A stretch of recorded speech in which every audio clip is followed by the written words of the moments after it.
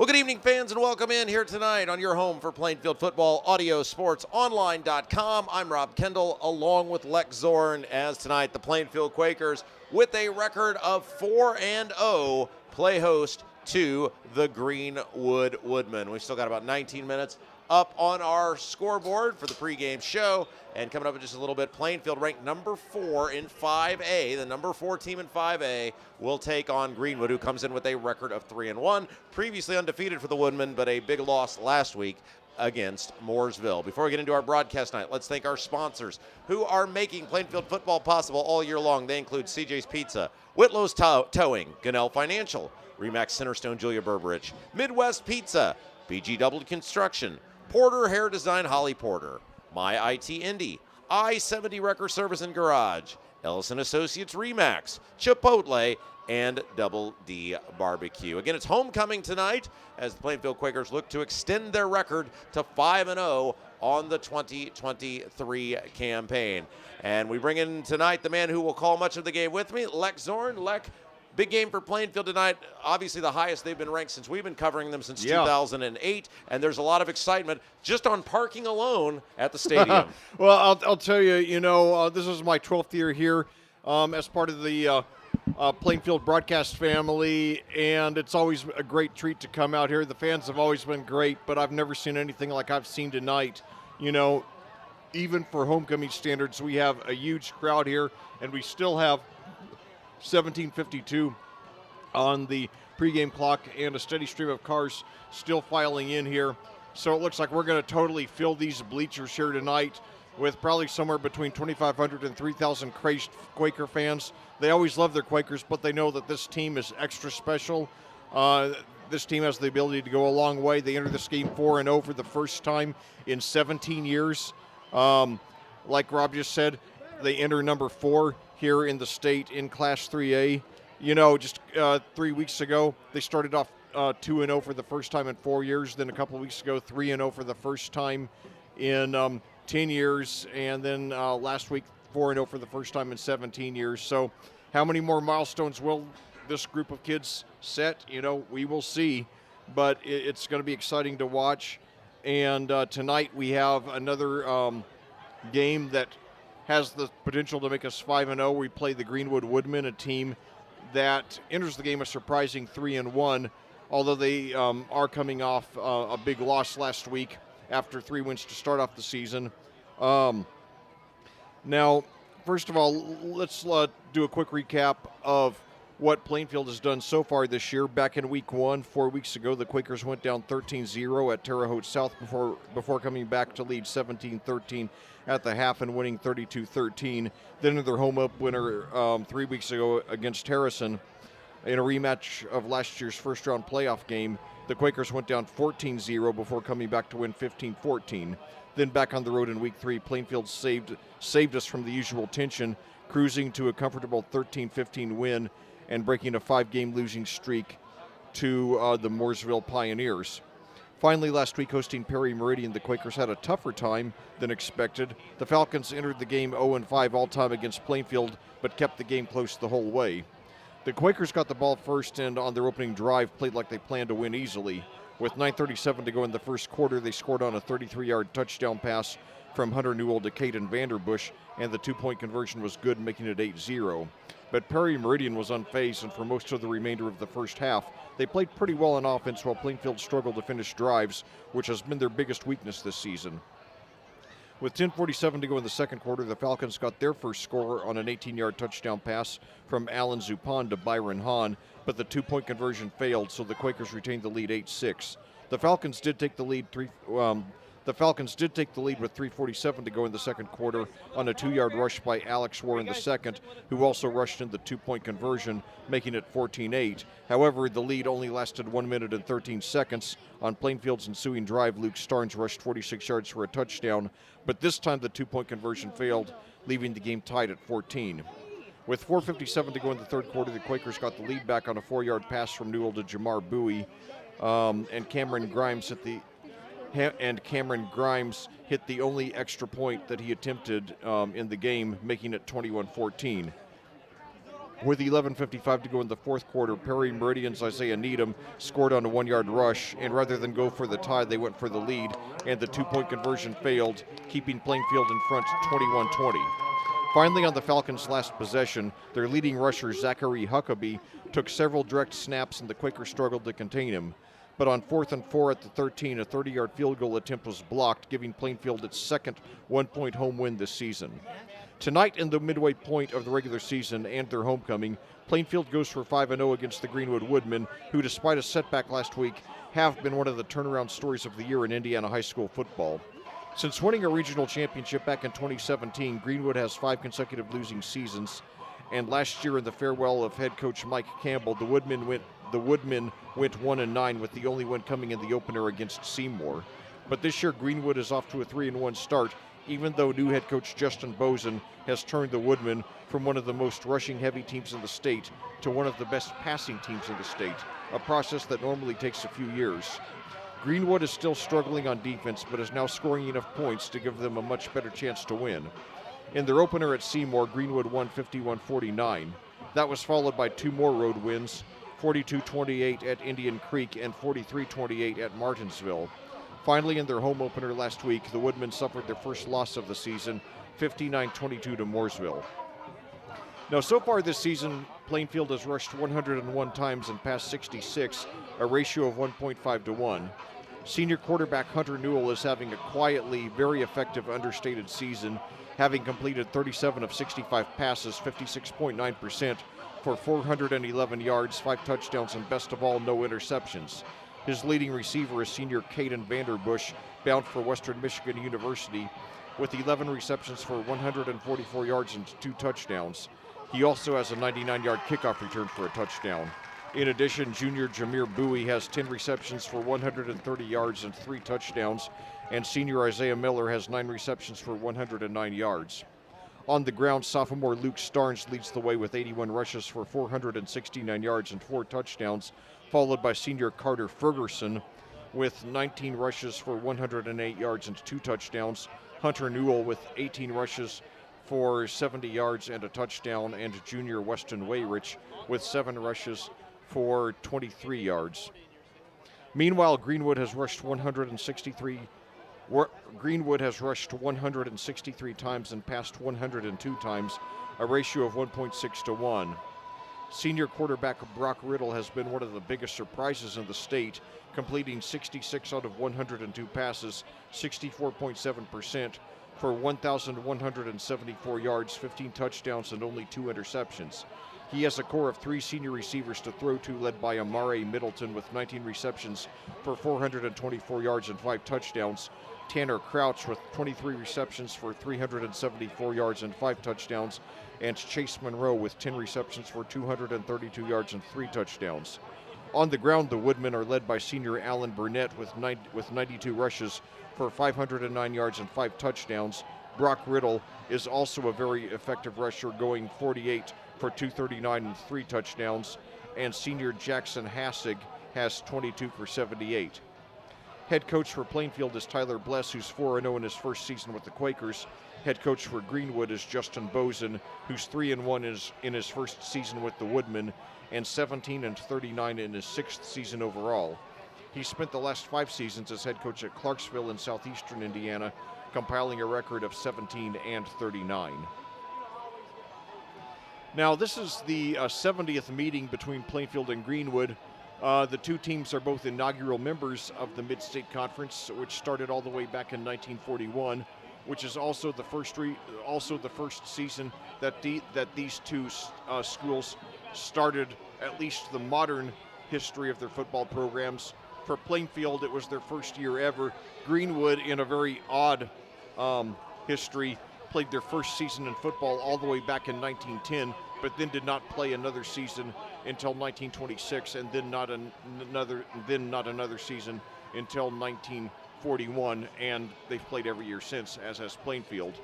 Now, the 2 teams played each other every year from 1941 to 52, then in 1955 and 56, and then every year from 1970 to present, which is odd that there was a stretch of several years where they didn't play each other despite being in the same conference.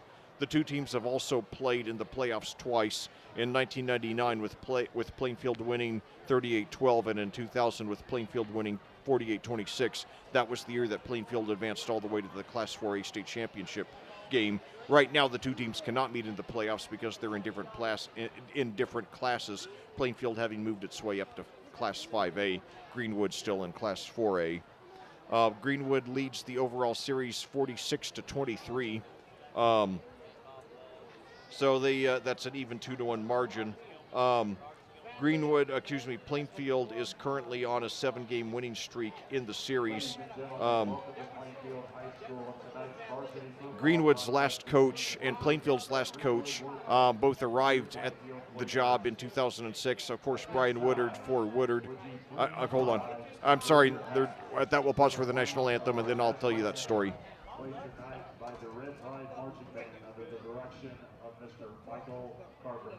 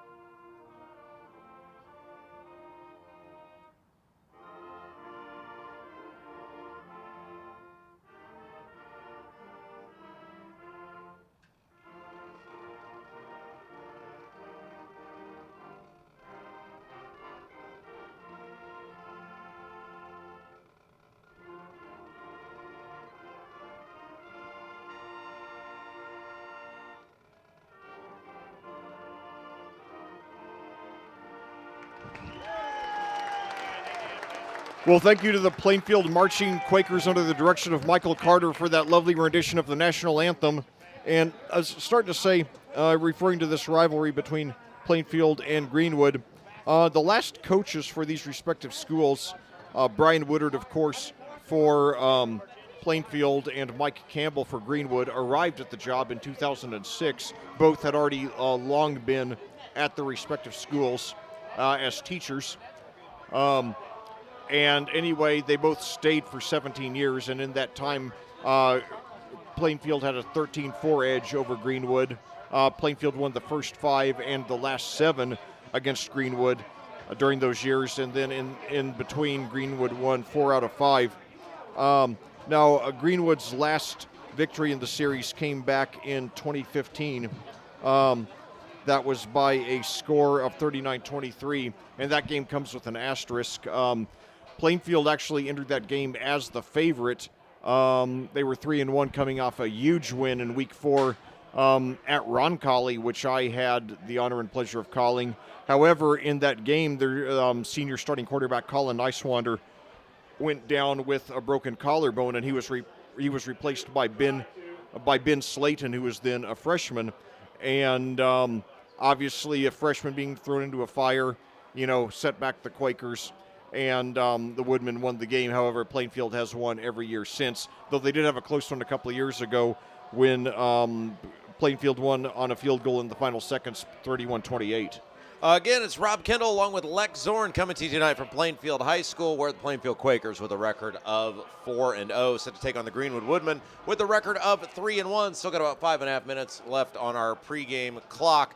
And let's take a moment again to thank the sponsors who make Plainfield football possible all year long. CJ's Pizza, Whitlow's Towing, Gunnell Financial, Remax Centerstone, Julia Berberich, Midwest Pizza, BGW Construction, Porter Hair Design, Holly Porter, My IT Indy, I-70 Wrecker Service and Garage, Ellis and Associates, Remax, Chipotle, and Double D Barbecue. And again, Plainfield, as we said, entering tonight with a record of 4-0. A perfect night for high school football, as it is deep blue, bright blue skies, and sunshine is still out as the field beginning to be clouded in shadows for tonight's football game. And again, Plainfield, the first time since they have been 4-0 since the year 2008, and if they win tonight, it will be the first time since a 5-0 start, for a 5-0 start since the year 2006. And of course, that was Brian Woodard's first year as the head coach of the Plainfield Quakers. And again, we had a chance to talk with Tyler Bless on the Tyler Bless Show this week. Of course, we usually have that up on Sundays for you, which you can hear on the broadcast page anytime you want. And one of the really great things we enjoy with talking about Coach Bless is he really takes us inside a lot of the decision-making processes. Not only does he recap the ball games with us, preview the next week's game, but really takes you behind the scenes of Plainfield football and really gives you a great glimpse into what the Quakers are doing, why they're doing it, and thus far it's why they have started off 4-0. And we talked about this last week, and we talked about it on the Tyler Bless Show.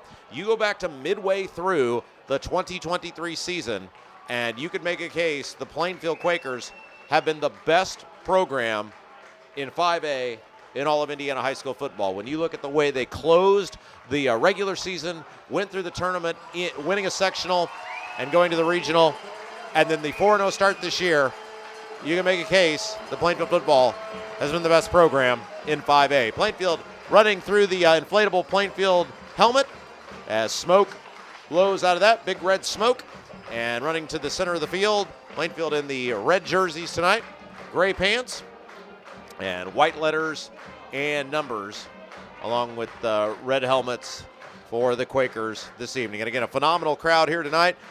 In all the years we've been coming out here since 2008, it is the first time I've had to park in the guest parking lot all the way up back by the high school. So it was a much longer walk than we've ever had to make before. And like we've talked about this, there seems to be a lot of newfound enthusiasm when you couple last year with the start this year, a lot of newfound enthusiasm for the Plainfield football program. Absolutely. You know, we've always had, great crowds throughout my 12 years here. And I know, going back the, years before that when you were here.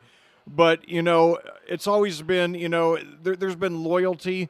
We've had, certainly well above average crowds. But I think there was always a feeling that the team was good, but they weren't elite.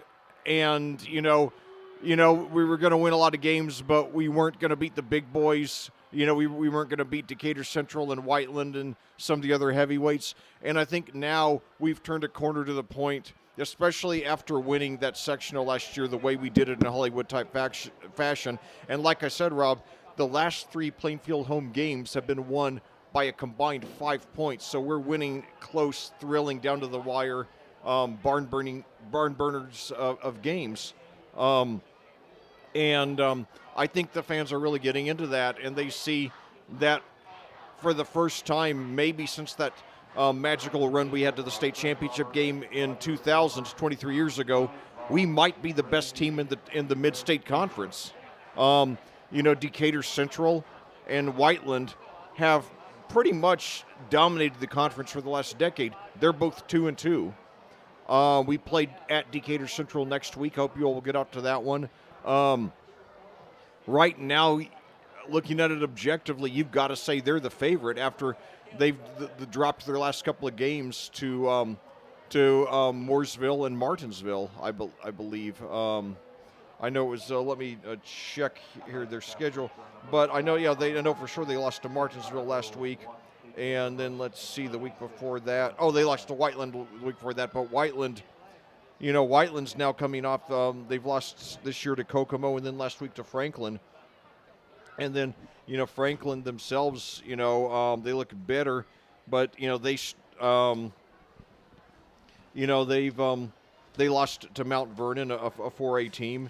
And they went to overtime with Perry Meridian.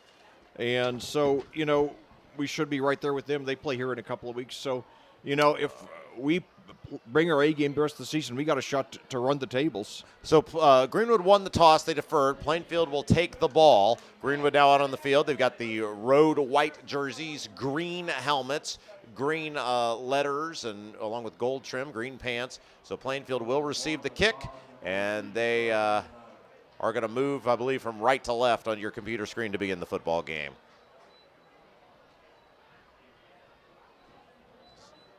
So again, thanks for joining us tonight here on Audio Sports Online, whether you're listening live or via podcast.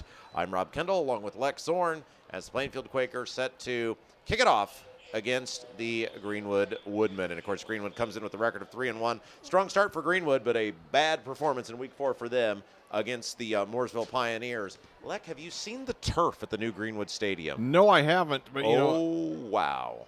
It is. It's different. Well, I'll look forward to that when we go back there next year. Of course, we go there every other year, and it's like gray. It's a very odd color. You know, the only non-green turf that I've ever commentated on was Edgewood when I commentated Cascade there back in 2018. They have red turf, of all things. Pretty, it is not, but hey, that's between them and their taxpayers. I guess it's part of their charm. You know? I guess. But okay, here we go. So we got Vanderbush and Bowie back to receive the kick. Now, keep in mind, Vanderbush had a 99-yard kickoff return for a touchdown 2 weeks ago at Mooresville. And sparse crowd there for Greenwood. Plainfield looks like a near full house on their side. It's a squib kick. It'll bounce. It'll be taken on the run at the 25, across the 30, and driving up near about the 32-yard line. I believe that was number 34. Yes, it was Tyler Simic on the return for Plainfield. They didn't want any part of Vanderbush or Bowie, and so decent field position for Plainfield to begin the football game. Well, you know, Greenwood's offense has improved dramatically this year, but their defense has not. In 4 games, they've given up 49 points to Seymour, 28 to Indian Creek, 28 to Martinsville, and then 59 to Mooresville, the same Mooresville team we've held to 15 the week before. So I don't think Greenwood's going to be able to stop us tonight. All right, Sorry, go ahead. Here we go. 3 receivers to the right, 1 man to the left, and now a whistle and a flag flies before the first snap of the football game, and I'm not sure what the call was. Let's see. It is a false start on Plainfield. So not the start Tyler Bless was looking for. Move him back 5. It'll be first down at 15.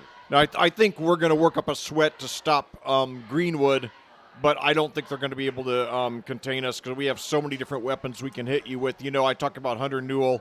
I can't say enough about what an understated, quietly effective season that young man's having. So here we go out of the gun. Yeah. Again, 3 to the right, 1 man to the left. Snap, give is to Stokes, straight ahead. It runs into a wall of defenders, and maybe a gain of a yard on the play. Second along coming up for Plainfield. Starts, you know, for whatever reason, he always gets warmed up later on, you know, but he's on pace to get over 1,000 yards. He only gets 1 there, but, you know, he's gotten a touchdown in every game and averaged a little over 100 yards, averaging 5.8 a carry. So now 2 receivers to the right, 1 to the left. Out of the gun. Man goes in motion, Starnes, right side, quarterback draw, and he will get the corner, brings it to the near side of the field, across the 30, up near the 35, and I think that play might, and a flag comes in very late on the far side of the field. So this will be interesting. There was absolutely nothing going on the far side of the field. The play was to the near side on the quarterback keeper, and the official at the very end of the play, with nobody near him, threw the flag out. So we'll see what it is. It looks like a signal's against Greenwood. Well, it was if it counts, it'll be a rush of about 6 yards for Hunter Newell, who's rushed very effectively in spots this Personal season. foul. Oh, no, it's on no. Plainfield. It looked like they pointed to Greenwood. Oh, no. So now, all of a sudden, that's going to move it way back. That flag came in on the far side of the field. There was nothing going on over there. So I don't know if someone said something. Number 3, Isaiah Miller was talking to the ref there. But that's a terrible break for Plainfield, especially with the positive yardage. They got everything back that they lost, and then they were going to have a 3rd and manageable. Now you're looking at a 2nd down and 24 from all the way back at about the 19-yard line. So absolutely not the start Plainfield was looking for. No, definitely not. 3rd and 24 now. And you're right, Lek, because it was at the end of the play. It's a loss of down. So 3rd and 24, my mistake. So again, Newell works out of the gun. 3 receivers to the right, 1 man to the left. Snap, back to pass. Steps up, throws over the middle, got a man caught up at the 35. So at least they'll get out of the back of the end zone there, or near the end zone, and they'll be well short of a first down. It'll bring up 4th down and about 7. Did you catch who made that? I believe it was Vanderbush, number 1. So 4th down coming up, 7 yards to go. This can't be right. The board's got to be wrong. It's got to be 3rd down. There's no way they would be going for it. Yeah, you're right. The board's got to be wrong. I think the board got thrown off, that personal foul. Snap, throw, short, but caught by Bowie. Across the 45, across the 50, down the sideline, out near the 40. So a lot was going on there. I think the board was off. I think the board thought that it was a loss of down because it was at the end of the play, which would have been a loss of down. However, apparently it was during the play, whatever the personal foul was. So it was only 3rd down, but that doesn't matter anyway now. It's a 1st down and 10 at the Greenwood 40. Jameer Bowie with a little crossing route that time, and he was wide open and turned on the Jets. 25 yards for Bowie, already 3 touchdowns on the season for the junior. Out of the gun. Snap. Little misdirection give, end around to Vanderbush. He's inside the 35, inside the 30, flag flies in late. That's either going to be a hold or a block in the back, and Plainfield is just killing themselves with penalties early on. Yeah, we might be able to get away with it this week against Greenwood. We probably won't be able to get away with it against some of our later opponents, especially in the playoffs, and it is holding against the Quakers.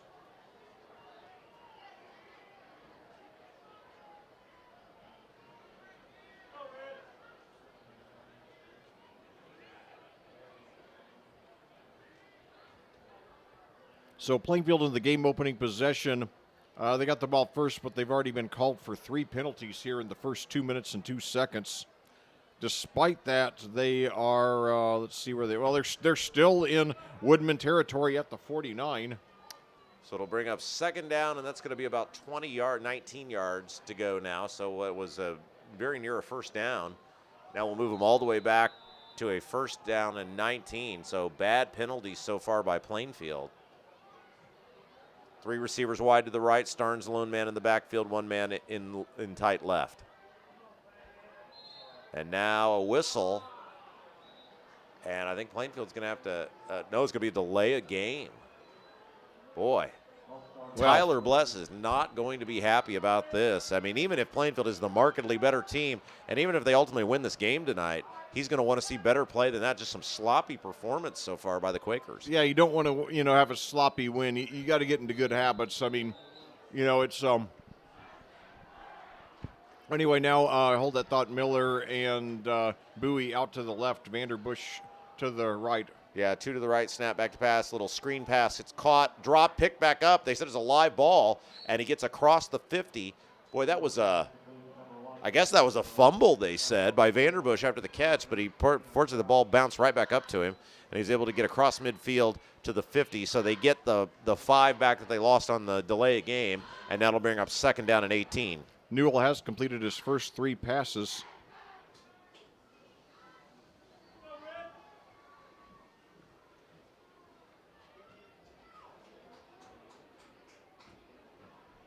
Three receivers to the right, 1 man to the left against Starnes, lone man in the backfield. Newell out of the gun. Snap back to pass.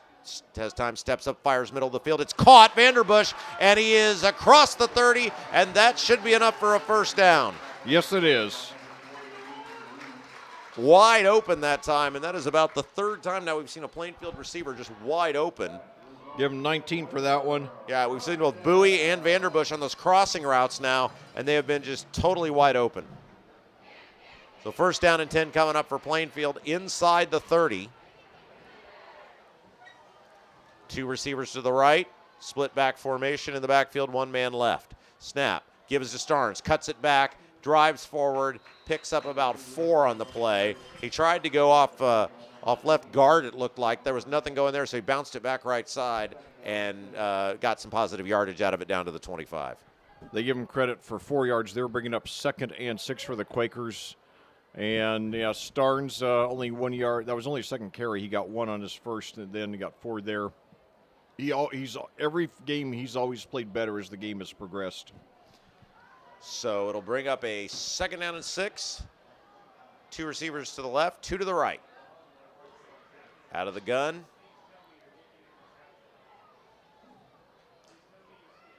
Starnes, lone man in the backfield, goes behind Newell, and now a whistle. Oh, gee. And timeout called by Tyler Bless. So with 8:08 left to go in the first quarter, Tyler Bless calls a timeout. I think that play clock was winding down, and he didn't want another delay of game. And Tyler Bless meeting his team on the field this time. Well, I'll tell you my thoughts so far from the first drive. They're moving the ball very well. I'm very pleased with that. But it's the penalties that are a concern. You take away the penalties, and this is, a near perfect performance. But the penalties, again, probably will not hurt us too much in this game, but they could hurt us, in some of our later games this year. And besides that, you just got to get in good habits, Decatur Central, it looks like they're going to be a little better than last year. It doesn't look like they're quite back to form yet, but they're good enough that we better bring our A game next week to that showdown, especially because they're going to be gunning for us after what we did to them last year. All right, so here we go. 2 receivers to the left, 2 to the right, and now a false start right out of the timeout.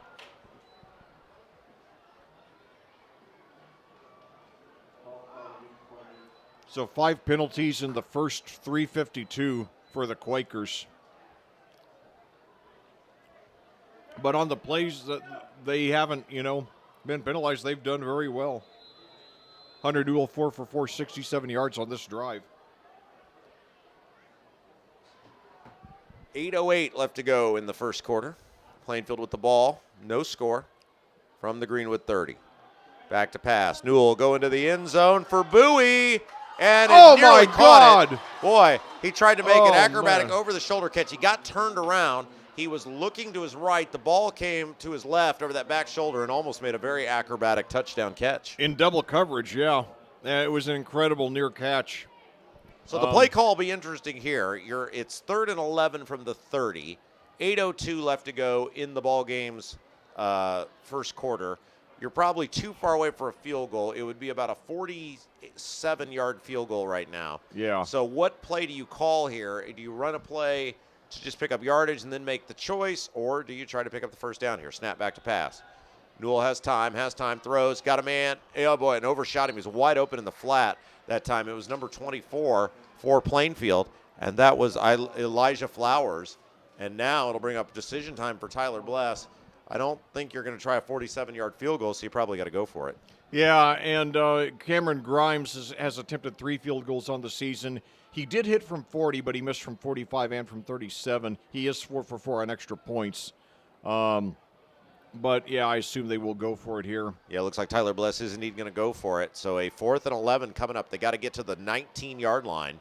So Rivera and Miller out to the right, Vanderbush and Bowie to the left. Back to pass, steps up, has time, throwing, and it is overshot the intended receiver. Vanderbush incomplete. So a disappointing start to the ball game for Plainfield. Relatively flat start, as they're clearly the better team on paper and talent-wise, but terrible mistakes that time with all those penalties and ultimately no points. Yeah, and, we moved the ball 72 yards on that drive. It's not very often that you move the ball 72 yards on a drive and come away with no points, but that's where those 5 penalties come in. So now we get the first look at this explosive Greenwood offense.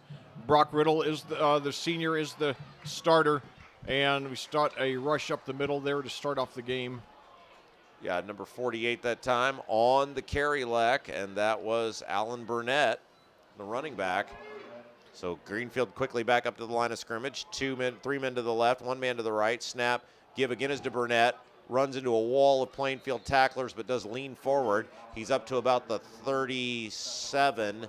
They need to get to the 40, so it'll bring up a 3rd down and 3. And I'll say this for Greenwood, they move fast, so it's going to be hard to keep up with them here tonight. Out of the gun, snap, play action, throws center of the field, got a man caught and tipped up incomplete. Number 3 was the intended receiver that time, Amari Middleton. Middleton had the ball, and then Vanderbush with a nice play to pop it free on the tackle, and it'll bring up 4th down and 3 for Greenwood. Let's see what they elect to do. The ball is at the 37, and they need the 40.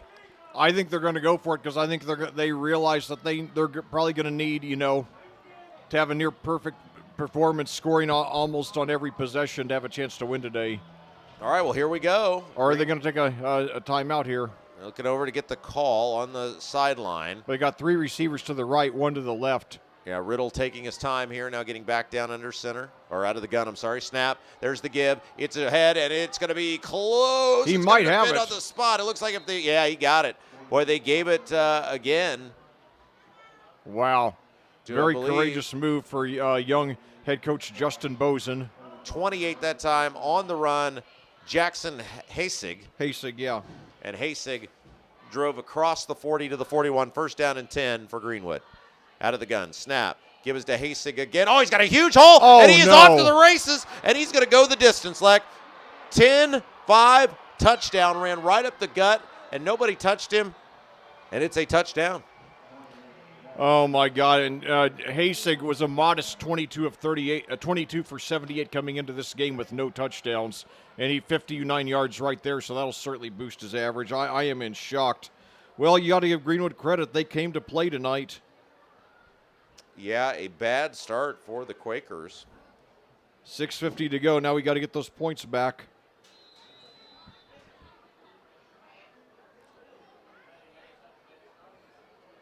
Yeah, Burnett. Burnett has gotten Burnett and Riddle are by far the main two rushers. Hasig, like I said, 22 for 78 coming into this game. And now Going for two, quarterback keeper drives ahead, leans forward, and it is short. No, Okay. They say no good. And by the way, Greenwood should be noted coming into tonight.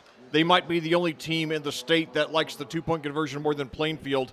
Of their 23 touchdowns through the first 4 games, the Woodmen have attempted a two-point conversion 18 times, made 9, exactly half of them. In contrast, they've attempted 5 extra points, made only 2, 40%. So they make 50% of their twos, but only 40% of their ones. So Let's thank our sponsors: CJ's Pizza, Whitlow's Towing, Gannell Financial, Remax Centerstone, Julia Burbridge, Midwest Pizza, BGW Construction, Porter Hair Design, Holly Porter, My IT Indy, I-70 Wrecker Service and Garage, Ellison Associates Remax, Chipotle, and Double D Barbecue. Rob Kendall along with Lex Zorn coming your way from Plainfield High School. And by the way, thanks to our man Jeff Sherman, one of the best stat men in all the business, with the stats on that. 5 plays, 70 yards, 1 minute and 1 second for Greenwood. Plainfield now trails at 6-0 with 6:50 left to go in the ball game's first quarter.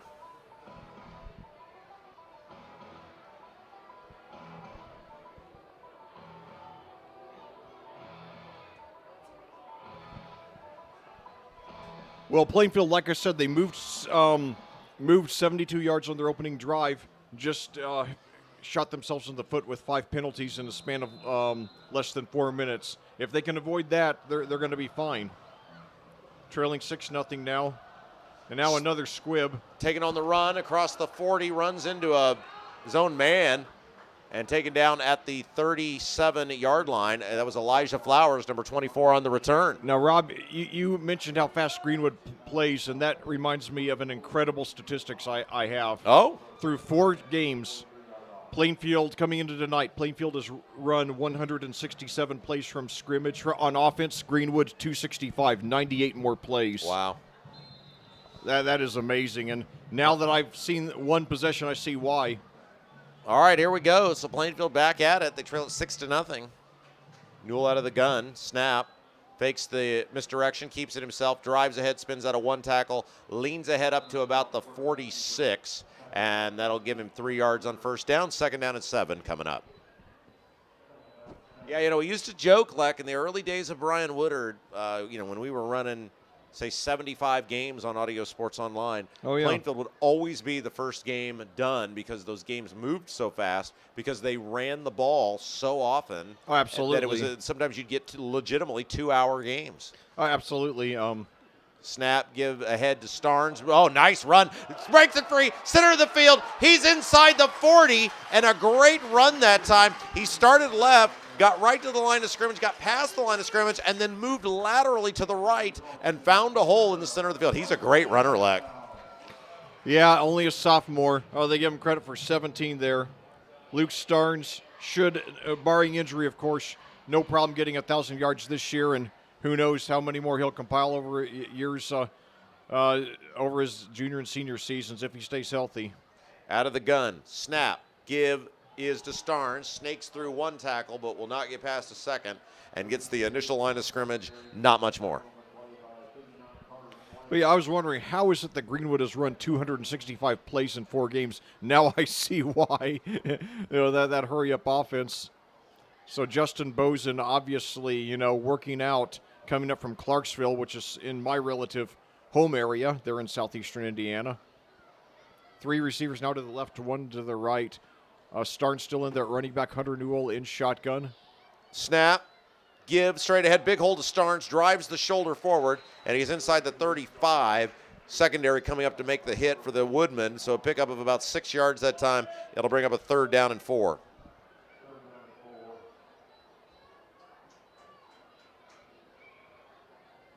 .458 left to go, first quarter. Rob Kendall, Lex Zorn coming to you tonight from Plainfield High School, where the Quakers trail the Woodmen by a score of 6-0.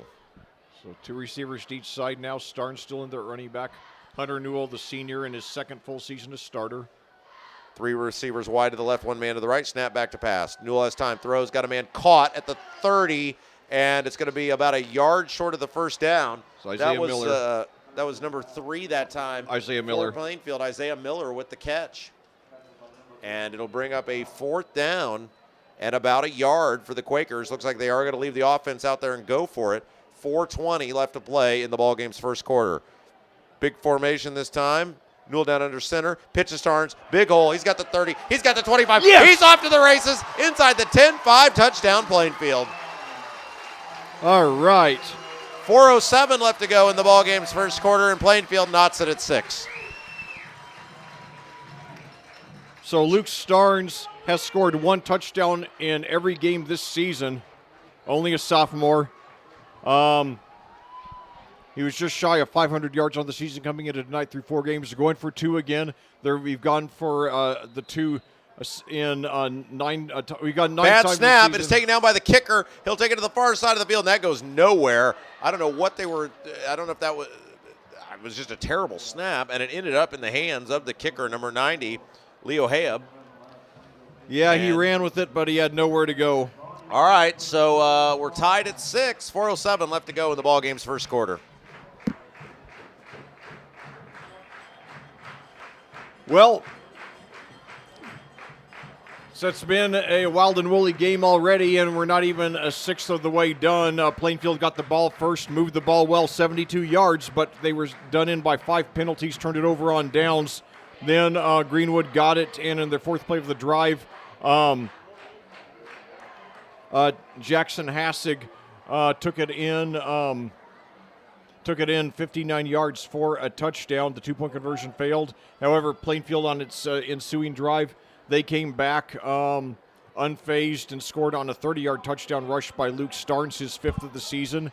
Yeah, and the 2-point conversion failed, bringing us to a current score of 6-6. Real quick, Lek, 6 plays, 57 yards, 2:39 on the time. Floor is yours again, Lek. Oh, no problem.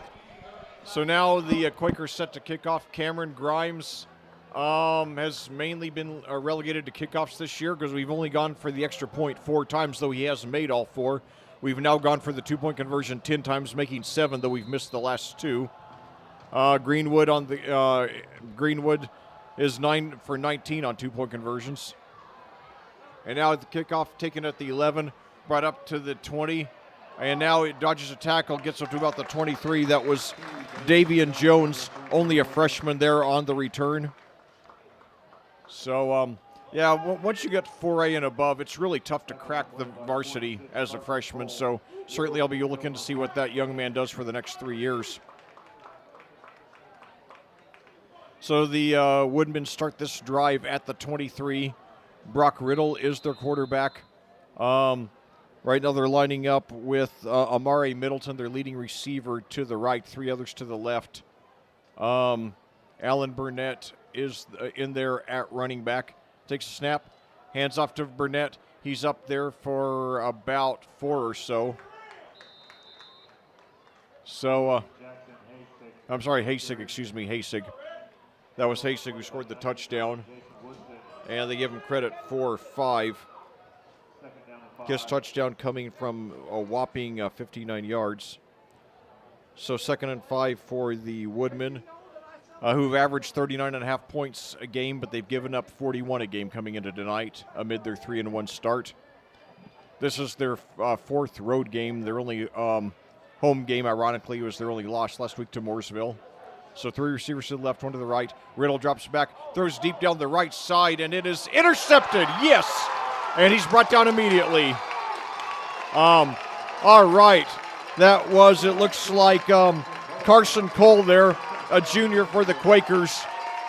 He threw it into good, Riddle threw it into good coverage. It should not have been thrown, so now the Quakers are a score away from taking the lead. That was only the 3rd interception of the season for Riddle. So now let's see, the Quakers coming out to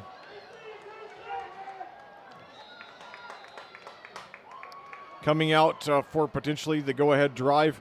We've got, let's see, 3 receivers out to the left, 1 to the right. Luke Starnes still in there, running back. Hunter Newell, the quarterback, taking over at the 41, drops back. I know he's got some room, but then they close the hole, and he's brought down for a loss. So it looked like it looked like he had a hole, but they attended to it really quickly. And now they're giving him, they got a worse spot than I thought. They're saying he was down for 5 now, so 2nd and 15 at their own 36 for Plainfield. So now the Quakers line up. They got Miller, Bowie, and Vanderbush all to the right. Starnes, the running back, Newell in shotgun.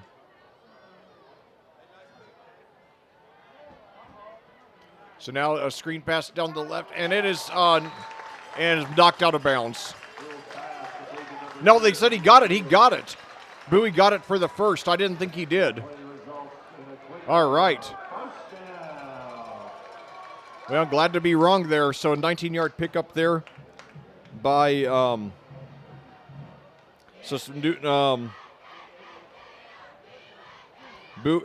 Newell's completed 6 of his first 8. Bowie with his 2nd reception of the game. So now 2 receivers to the left, hand off to Starnes, but they're right on top. But he breaks the tackle, gets around, and he could go all the way. Inside the 25, inside the 20, 15, 10, 5. Touchdown, Luke Starnes, 45 yards, and the Quakers lead. Yes. All right. Yeah, boy, what a job that time, Leck. He was tackled, and actually one of the defensive backs had him up around the shoulder pads, and he just broke free from that. Just a pure act of strength that time. And Luke Starnes has made it a 12-6 ball game with 2:14 left to go in the first. So now another 2-point conversion attempt for the Quakers. They have really odd formations here on these 2-point conversion attempts. And now a rush up the middle, and he's got it. Yes, that was Marcos Rivera. He's a wide receiver, but he took it on a direct snap, and we got an 8-point lead. 2:14 to go here in the first quarter.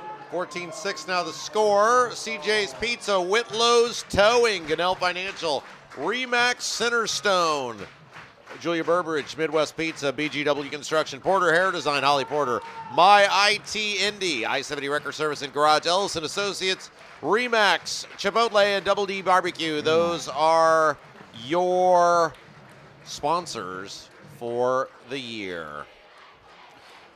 Well, back here at Plainfield, where we were in a very concerning mood just a few minutes ago. Now there's jubilation. Your Plainfield Quakers fell behind the Greenwood Woodmen on homecoming, 6-0 on a 59-yard touchdown rush by Jackson Hasig. However, the Quakers have answered with 2 touchdown rushes by Luke Starnes of 30 and 45 yards. Yeah, that drive was 3 plays, 59 yards, 59 seconds. Leck, the scoring drives tonight, 101, 239, 59. Well, looks like we could have a lot of points scored here tonight, and as we have for Greenwood all year. Like I said, they're averaging 39.5, giving up 41. So, yeah, we should pile on a lot tonight. So Plainfield 8 of 11 on 2-point conversions on the season now, 1 for 2 tonight. Kick will be taken back at the 5, across the 10. to the 15 to the 20, runs into a host of Plainfield tacklers, and Davion Jones was the return man that time for Greenwood. Well, I'll tell you, it's Plainfield wins tonight. They'll be 5-0, which means we'll be a little over halfway done with the regular season without a loss heading into next week's showdown at Decatur Central. And man, what an atmosphere that'll be a week from tonight, playing against our fiercest rival, especially knowing they're going to be running and gunning for us after what we did to them last year, breaking a 13-game losing streak by beating them not only once but twice. Once in overtime in the regular season, then once we threw a dagger through their hearts in the playoffs. Out of the gun, snap, give to the near side of the field, and that's going nowhere. 48, the running back that time, Alan Burnett, and Burnett is stopped for no gain. I believe that was number 79, Thomas Strange, in there on the tackle for the Plainfield Quakers. So 1:49 to go here and counting here on homecoming night with your Plainfield Quakers, ranked number 4 here in the state in Class 3A in this week's AP poll. How high can they get? We will see. Out of the gun, 2 or 3 receivers to the left. The quarterback draw this time, far side of the field, takes it around left edge. He's got room to run, cuts it back to the 30, avoids another tackler, taken down, but that'll be enough for a first down. Nice run that time by Riddle. Riddle is the team's second leading rusher on the season. They give him credit for 11 there. 1 minute, 20 seconds left to go in the first quarter. Plainfield 14, Greenwood 6. Greenwood with the ball, moving from left to right on your computer screen. So 2 receivers to each side now. Snap, give, straight ahead, Burnett, and Burnett picks up maybe 3 yards. Looks like, probably they'll give it 2. He's just short of the 35. So 1 minute left to go in the first quarter, and Greenwood looking to do something here on second and long. Greenwood plays at an incredibly fast pace. Right now they have Amari Middleton and Tanner Crouch, their first and second leading receivers, lined up to the right, along with one other receiver, and then they have one out to the left. I believe Burnett is still in there at running back. And now they better hurry. 8 seconds left on the play clock. Looks like they had some confusion there. Snap, oh boy, ball was nearly fumbled on the handoff, went nowhere, and hit and dropped, and a flag flies in. Oh, no. Number 28 was the running back that time, Haysig, and a huge hit by, I believe that was Jetawo, number 41, and he picked him up and dropped him to the ground, and then a flag flies, and I'm not sure how you call that a personal foul. He has the right to tackle the guy. I mean, he picked him up. It looked like a wrestling move there. It did, yeah. Maybe that's the argument. I'll say this. It's not quite. Boy, that's weak. I mean, it wasn't like he threw him on his head. He picked him up and threw him to the ground, which is the purpose of the play, which is to tackle the guy. I mean, if you let up, the whistle hadn't blown. Yeah. Boy, that's bad. I didn't think it was quite as bad as the one last week, though. I thought that was even more subjective than this one. But certainly, that's a very questionable call, and it gives 15 free yards and a first down to the Woodmen. They now have it at their own 48. 16 seconds to go and counting. They don't have to run another play, but it looks like they're going to here in the quarter. Working out of the gun, 3 receivers to the right, 1 man to the left. Tried to get Plainfield to draw off sides, didn't, and that'll bring about the end of the first quarter. They're not even going to snap the ball. So 1 quarter in the books. Greenwood's on the move, but they trail it 14-6.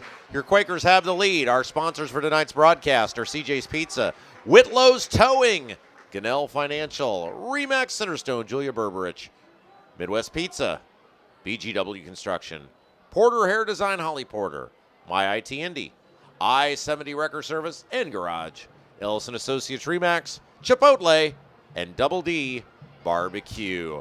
I'm Rob Kendall. He's Lex Zorn. Plainfield leads it as they put 12 minutes back up on the clock for the start of the second quarter by a score of 14-6.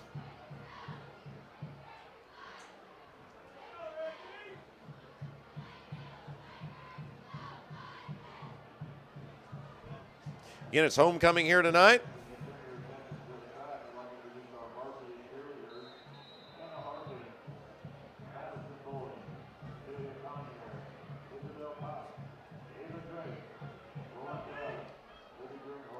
Well, overall, I give Plainfield a B for their performance in the first half.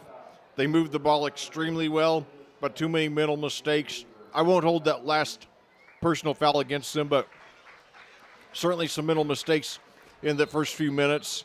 But they did settle down, came back with 2 big touchdown drives to turn a 6-0 deficit into a 14-0 lead. Now Greenwood starting off the second quarter here. 8 points down. Woodman, big turnaround story this year, starting off 3-1 after going to 1-9 last year. And now a keeper there. They gained about 5 yards there.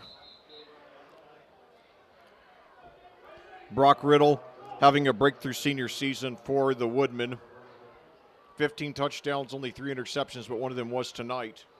They gave him credit for 6 there. His second keeper of the night. He's 2 for 17 now. The Woodmen play at an extremely fast pace. 2 receivers to the right now, 1 to the left. 1 running back. Riddle.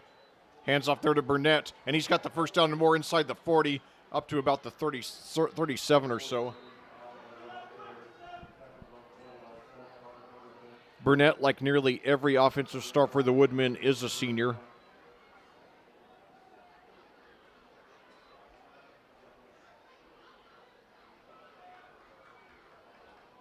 Five for 18 for Burnett. So even though teams typically get better in the second year under a new coach, you just wonder how it's going to be with Greenwood next year when they have to replace nearly all of their offensive starters. So now Riddle drops back to pass. He's got time, but we got him. We swarm, and it's a loose ball. And they're saying he was down. And regardless, I believe that the Woodmen picked it up anyway, but good hit there on Riddle. Yeah, that ball was on the floor there, Leck. Unfortunately for Greenwood, they were able to pick it up. Plainfield collapsed, so there was a very short gain on the play, and actually I think they're going to put it down as no gain. Yeah, he got a little better of a spot than I would have thought, but anyway, things still looking good for the Quakers. 2nd and 10 now for the Woodmen at the Plainfield 38.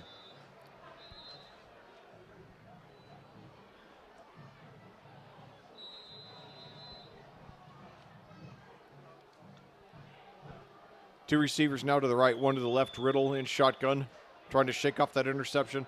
Hands off now to Hasig, who's up for about 3 or 4, so it's going to be 3rd and long. Hasig did get the only score for Greenwood so far, a 59-yard touchdown. They gave him 3 on that one.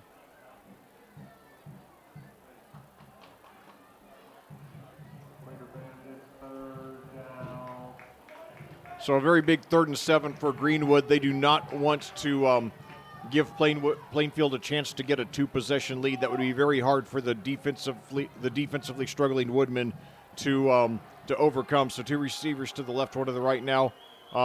Riddle takes it himself. He's up to the 31, pushed out of bounds. It's going to be 4th and short. Obviously in 4-down territory here. That'll be about 4th and 3 there. I think they're going to mark him at the 31, yes. 4 keepers for Riddle. 4 keepers for Riddle. 4 keepers for Riddle. That doesn't seem like a tongue twister, but it did it to me a couple of times. 4 keepers by Riddle, 21 yards by my count. So now we got 2 receivers to the right, 1 to the left, and now I think the Woodmen are going to take a timeout here. Yes, they will. It's their first. So with 9:58 to go here in the second quarter on homecoming night at Plainfield, your Plainfield Quakers lead the Greenwood Woodmen by a score of 14-6 here in Game 5 of 9 in the regular season. So this is exactly the halfway mark of the regular season. Greenwood is one of the surprise turnaround stories of the year here in Indiana high school football. Last year, in the 17th and final season of head coach Mike Campbell, the Woodmen went 1-9 with the only win coming in the opener against lowly Seymour. This year, however, new head coach Justin Bozen, who came in after 5 years at Clarksville in southeastern Indiana, has dramatically transformed the Woodmen into an dramatically transformed the Woodmen from an almost exclusively rushing team to one of the best passing teams in the state. And on offense, he's produced great results. Defense still has a lot of room for improvement. Back to action here. 2 receivers to the right, 1 to the left. 4th and 3. Very big 4th down for the Woodmen. And now Riddle takes it to the right. Now he throws deep. He's got a man open in the end zone. Did he get it? Touchdown. So Boy, what a catch, Lex. Yeah. That was incredible. What an incredible catch in the corner of the end zone by number 3. Amari Middleton. Yeah, he went over the defender that time. I believe it was Vanderbush in great coverage, and he just went up over him and pulled the ball in. What a catch. Perfect execution by Greenwood that time. So 2-point conversion coming up. The Woodmen 9 of 19 on 2-point conversions on the season. You got to give Greenwood a lot of credit. They came to play tonight. They were not phased playing the number 4 team in a higher class. Greenwood, a 4A team, Plainfield 5A. So the Woodmen lining up now for the 2-point conversion. 9:51 to go here in the second quarter. And they got it, and we're tied. Brock Riddle faked the handoff and took it in himself. So, boy, we are tied at 14. 9:51 left to go in the first half of action. Rob Kendall and Lex Zorn coming your way from Plainfield High School tonight. It's homecoming. CJ's Pizza, Whitlow's Towing, Gunnell Financial, Remax Centerstone, Julia Berberich, Midwest Pizza, BGW Construction, Porter Hair Design, Holly Porter, My IT Indy, I-70 Wrecker Service and Garage, Ellison Associates Remax, Chipotle and Double D Barbecue. Those are your sponsors for tonight's game. Well, back here at Plainfield, where we've got a barn burner going here on homecoming night at Plainfield. Your Plainfield Quakers, the number 4 ranked team in Class 5A. In Class 5A, are tied 14-14 with the Greenwood Woodmen. Plainfield entering at 4-0. Greenwood at 3-1. Greenwood is a team that's played quietly, effectively on offense all year, quietly, effectively on defense, just a solid team effort. Greenwood has put up big offensive numbers, but also given up tons of yards and points. Real quick, Lek, that's our longest drive of the night. Again, thanks to our man, Jeff Sherman. 4:17 on the drive, 10 plays, 80 yards for Greenwood.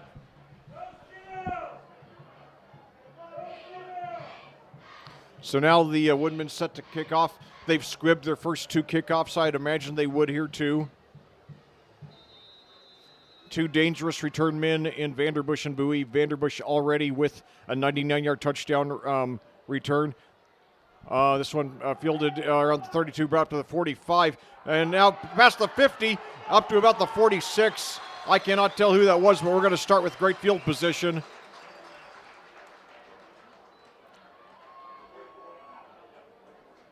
By the way, that touchdown by Riddle was his 16th touchdown pass of the season here in Game 5.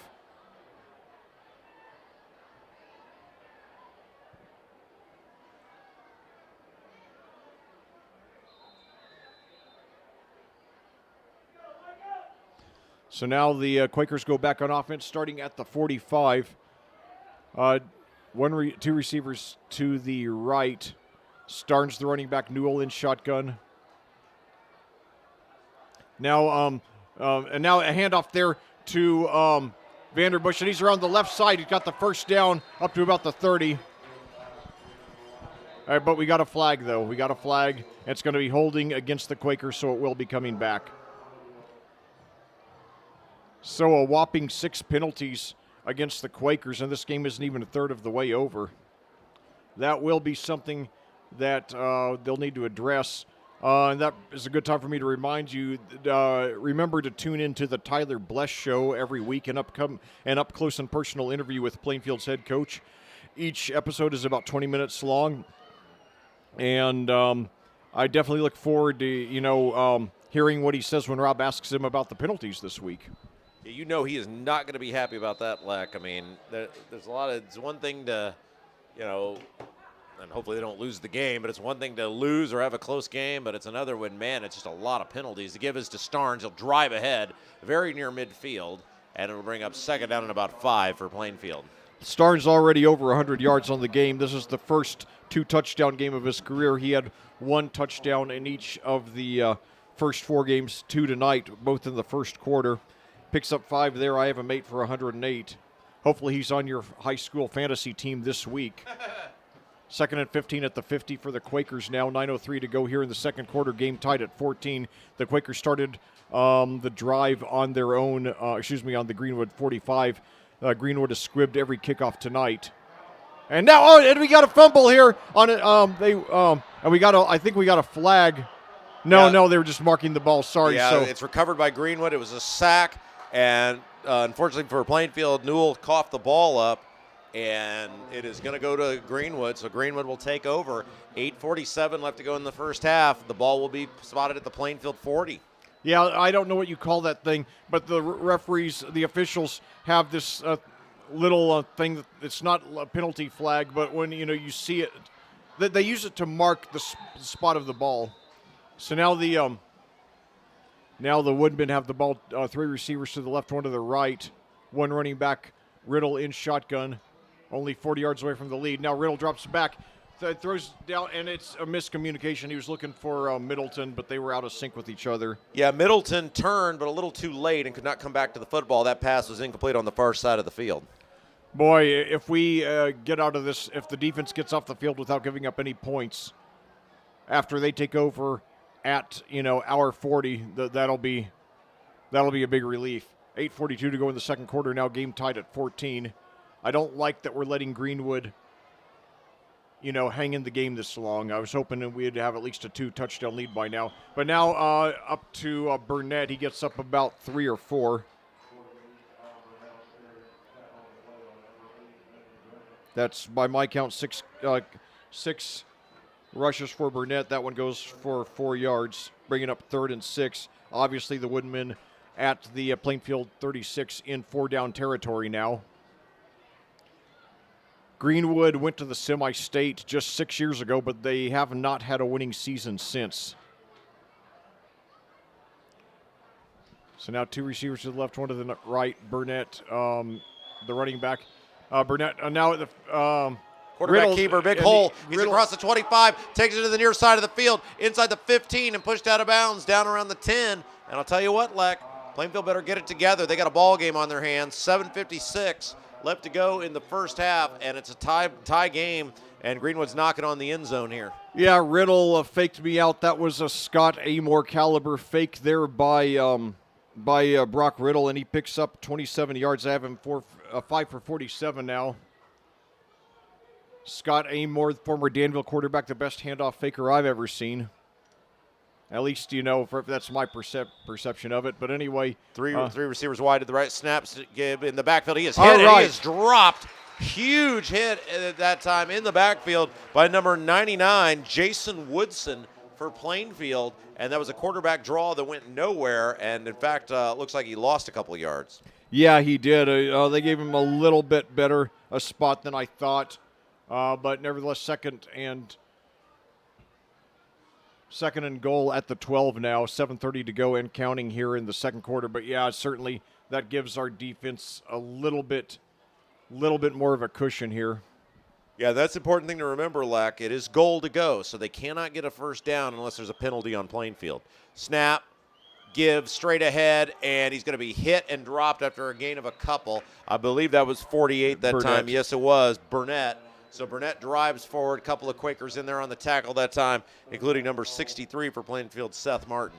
And keep in mind, in case it comes to fourth down, Greenwood has not attempted a field goal all year, but they're only 2 for 5 on extra points.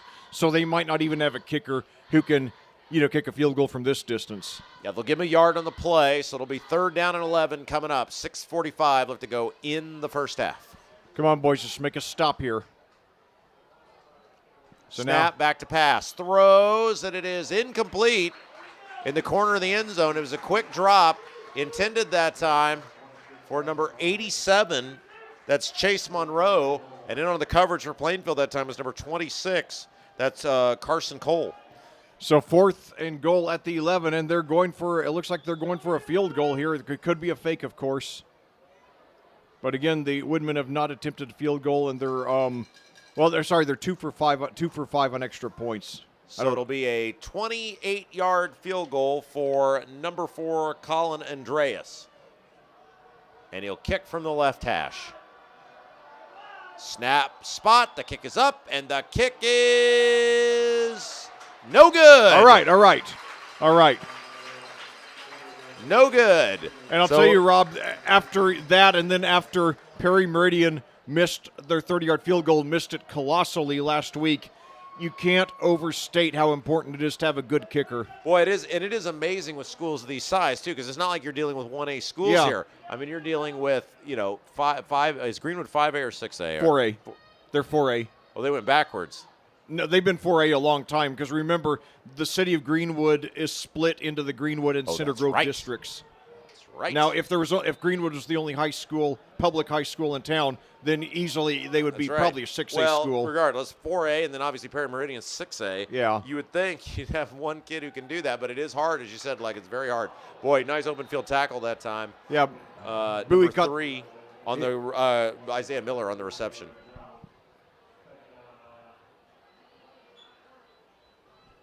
So 2nd and long coming up for Plainfield. 6 minutes, 10 seconds left to go in the second quarter.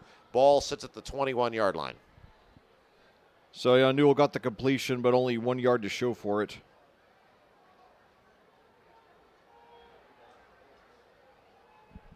Out of the gun, snap, give to Starnes. Hit, snakes out of one tackle, but then a host of Woodmen are there to get him. No gain on the play. It'll bring up a 3rd and long for the Quakers. Might even lost a yard that time. Yeah, they did. Yeah, did lose a yard.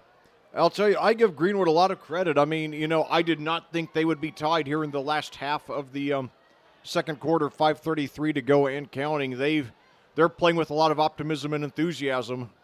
You got to give a lot of credit to that new coach, Justin Bozer. So 3 receivers to the right, 1 to the left. Starnes, the running back.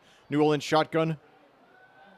Drops back, looks deep, throws up the middle, and it is just overthrown. He was going after Miller. Yeah, Isaiah Miller was open in the middle of the field. I'm not sure he would have been able to get to the first down after the catch, but the ball was thrown behind him. It was incomplete, and it'll bring up 4th down, and Plainfield with 5:16 to go in the first sends the punt unit on. So it looks like they're going to be punting from about the 5, and Greenwood should get the ball back in good field position. They have Amare Middleton and Tanner Crouch back deep to receive. They're standing at the Greenwood 43 or 44. Kick is away. It's a line drive kick. It'll hit at the 50. It'll take a big Plainfield bounce inside the 45, still rolling, and it'll spin sideways at about the 42-yard line. So no return that time. Plainfield will at least move Greenwood back into their own territory, and it'll be 1st down and 10 for the Woodmen when play resumes. So, 38 net yards, not too bad for the punt. So Greenwood takes over 14-14, 5:05 to go here in the second quarter.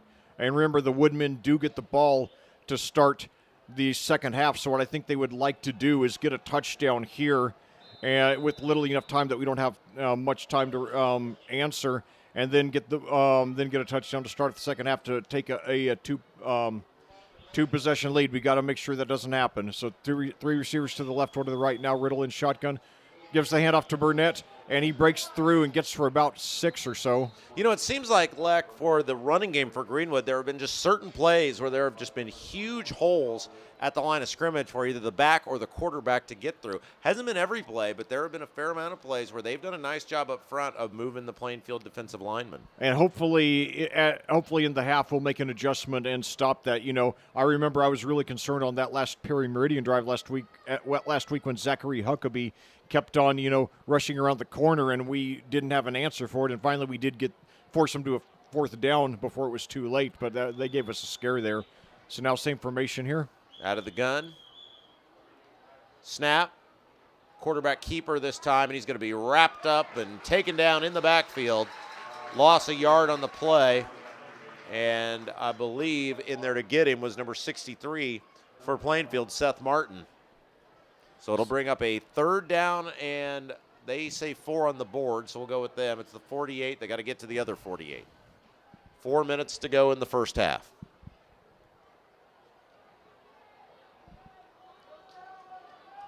So 3 receivers to the left. They for a 3rd consecutive play. 3 receivers to the left, 1 to the right.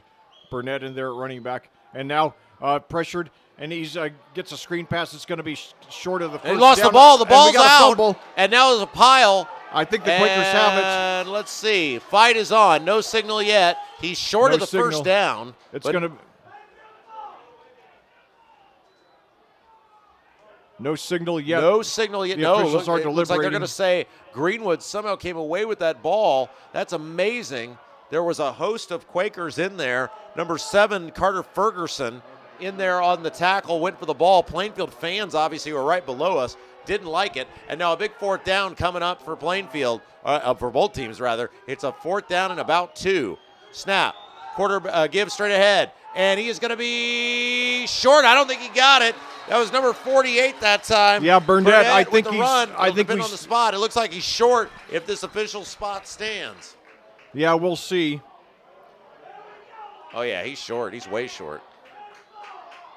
He's way short. The officials are still deliberating, but Yeah, there we yes, go. all right, we got it. So with 2:59 to go, Plainfield holds despite the tough call there on the fumble. The next play they stop them, so really that's right where they would have been anyway. One play later, and now it'll bring up 1st down and 10 for the Quakers. Well, it's right now we just got to breathe a huge sigh of relief because the Greenwood's last drive, they took over. They took the ball all the way down to the 10, missed a field goal. Now they turn it over on downs in our territory. So now we take over here at our own 49, 2:59 to go. Let's get a score, boys. Break the tie. Go into the locker room with the lead. So now Vanderbush wide open at the 37 up to the 35. Knocked out of bounds. Knocked down or near the sideline. Pick up about 18. He was wide open. So 20-yard pickup there for Vanderbush.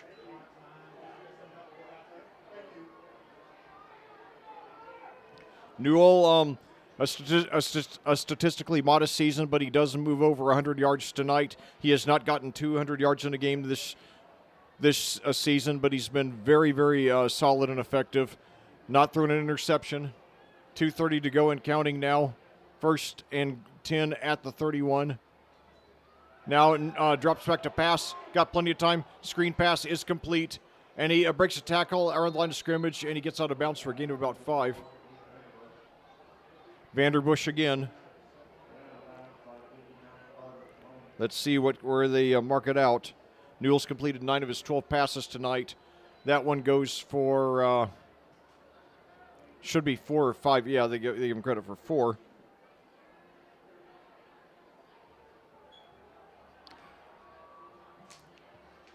Vanderbush having a breakthrough senior season and now we got a whistle here. Vanderbush on his way to play for the Western Michigan Broncos. And now we got offsides against Greenwood, so we get another 5 free yards. That'll make it 2nd and 1 up at the 22. So 2:15 to go, still 2 timeouts, so we have a full range of options.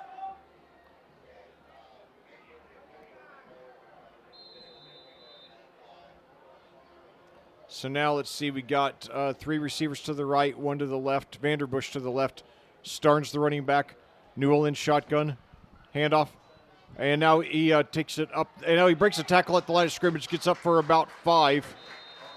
That was Carter Ferguson, seeing what I believe is his first action of the night on offense. And he's got the first. So Plainfield can take its time. We just got to go into the locker room with that momentum. 5 yards there by Ferguson on his first carry of the game. So 2 receivers to each side now. Ferguson still in there. Now fakes the handoff, rolls right, throws down to Miller. He's got a completion up to about the 11 or 12. So it's going to be about 5 yards there. 1:35 and counting here in the first half.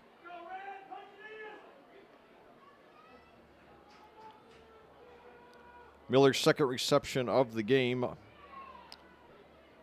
I have him 2 for 8. So now Bowie and Vanderbush out to the left, Miller to the right. Ferguson, the running back. Newell in shotgun, 1:14 to go and counting. Now Handoff there to Ferguson. He weaves his way inside the 10 up to about and he's still pushing forward. I think he got up to about the 8, so it's going to be third and very short. Now the clock hits the 1 minute mark. Plainfield still with 2 timeouts left. They give Ferguson credit for 3 there. And now I believe the Quakers have just used their second timeout. Yes, they have. So 52.4 seconds to go here in the second quarter, in the first half here at Plainfield on homecoming night. Once again, too close for comfort. The last 3 Plainfield games on this field have been very nerve-wracking, starting with the sectional championship game last year. We beat Decatur Central 13-10 for the sectional championship on a 19-yard pass from Hunter Newell to Noah Hessung with 1.3 seconds left. Then both of the first 2 games here this season were decided by 1 point. 15-14 over Harrison in a playoff rematch from last year, and then 21-20 last week over Perry Meridian. Trying not to make us sweat so much tonight. 2 receivers to each side now. Starnes back in at running back.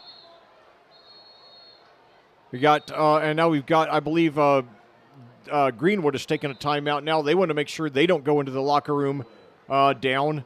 They get the ball first to start the second half. So that's at least the second time this year we've seen back-to-back timeouts. I think we saw that last week. I think that was the game we saw it.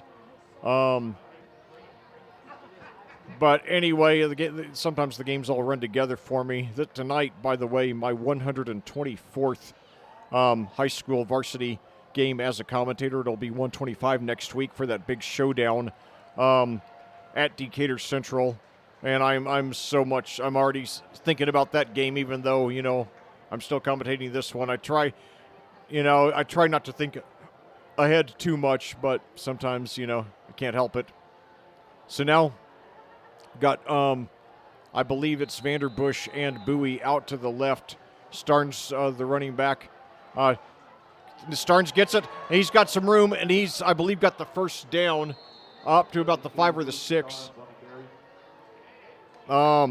If he did get the first down, the clock will stop at least to move the chains with 46.6 seconds to go. And yes, he did get the first down. So first and goal at the 6 for the Quakers, still with 1 timeout left. 2 touchdowns tonight for Starnes, the first multiple touchdown game of his career. Now throws into the end zone, and it's off his fingertips. Oh, Isaiah Miller had it, ran a great route that time, cutting to the back of the end zone, and unfortunately by the time he looked up, the ball was on him, and he just couldn't pull it in. Still 30.2 seconds left. 3 plays to punch it in from the 6. Still 1 timeout left, so we can work the whole field.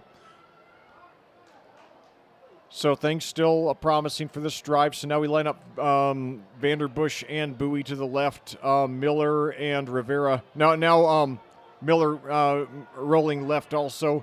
Rivera to the right. Starnes the running back. Newell in shotgun. Takes the snap. It's high, but he gets it. And he's pressured. He's got some room on the left side. He could try to rush it. He does, and he gets inside the did he get it? No, it looks like he's short. They stopped the clock. He turned the corner that time. He got pushed out of bounds. He got inside the 5, but I couldn't tell from my vantage point. Close. I mean, he's close. We got an injured player for Greenwood at the end zone. That was a big collision. Newell kind of took an angle towards the pylon, wasn't going to get there, and then had to turn it up. And by the time he turned it up, there was enough momentum from the Greenwood defenders to keep him out of the end zone. It looks like they're putting it right at the 1-yard line. So Plainfield now will have 2 plays to get 1 yard if they so desire. Yeah, so it looks very promising here. So that's a 5-yard pickup there by Newell, only his 3rd keeper of the game. He does rush well. 27 rushes coming into tonight for 70 yards and a touchdown. That touchdown was the go-ahead in Terre Haute South in the opener 4 weeks ago. It put us ahead in the final seconds, gave us the clear momentum heading into the locker room, and we cruised to a 32-13 victory that night to start off the Tyler Bless era. So now we've got Bowie and Vanderbush lined up. I'm sorry, Bowie and Vanderbush and Miller lined up to the right. One running back. Now handoff to Starnes, and he's in the end zone for the touchdown. Yes. So 3 touchdowns tonight for Luke Starnes. And he has 7 on the year now through 5 games, 4.5 games actually. Yeah, really a great job by Starnes that time, Leck. Just waited for the line to move forward. He didn't need a hole. He just needed a yard, and so waited for that line, kind of shuffled his feet, waited for the line to move forward enough, and he just hopped right across the goal line into the end zone.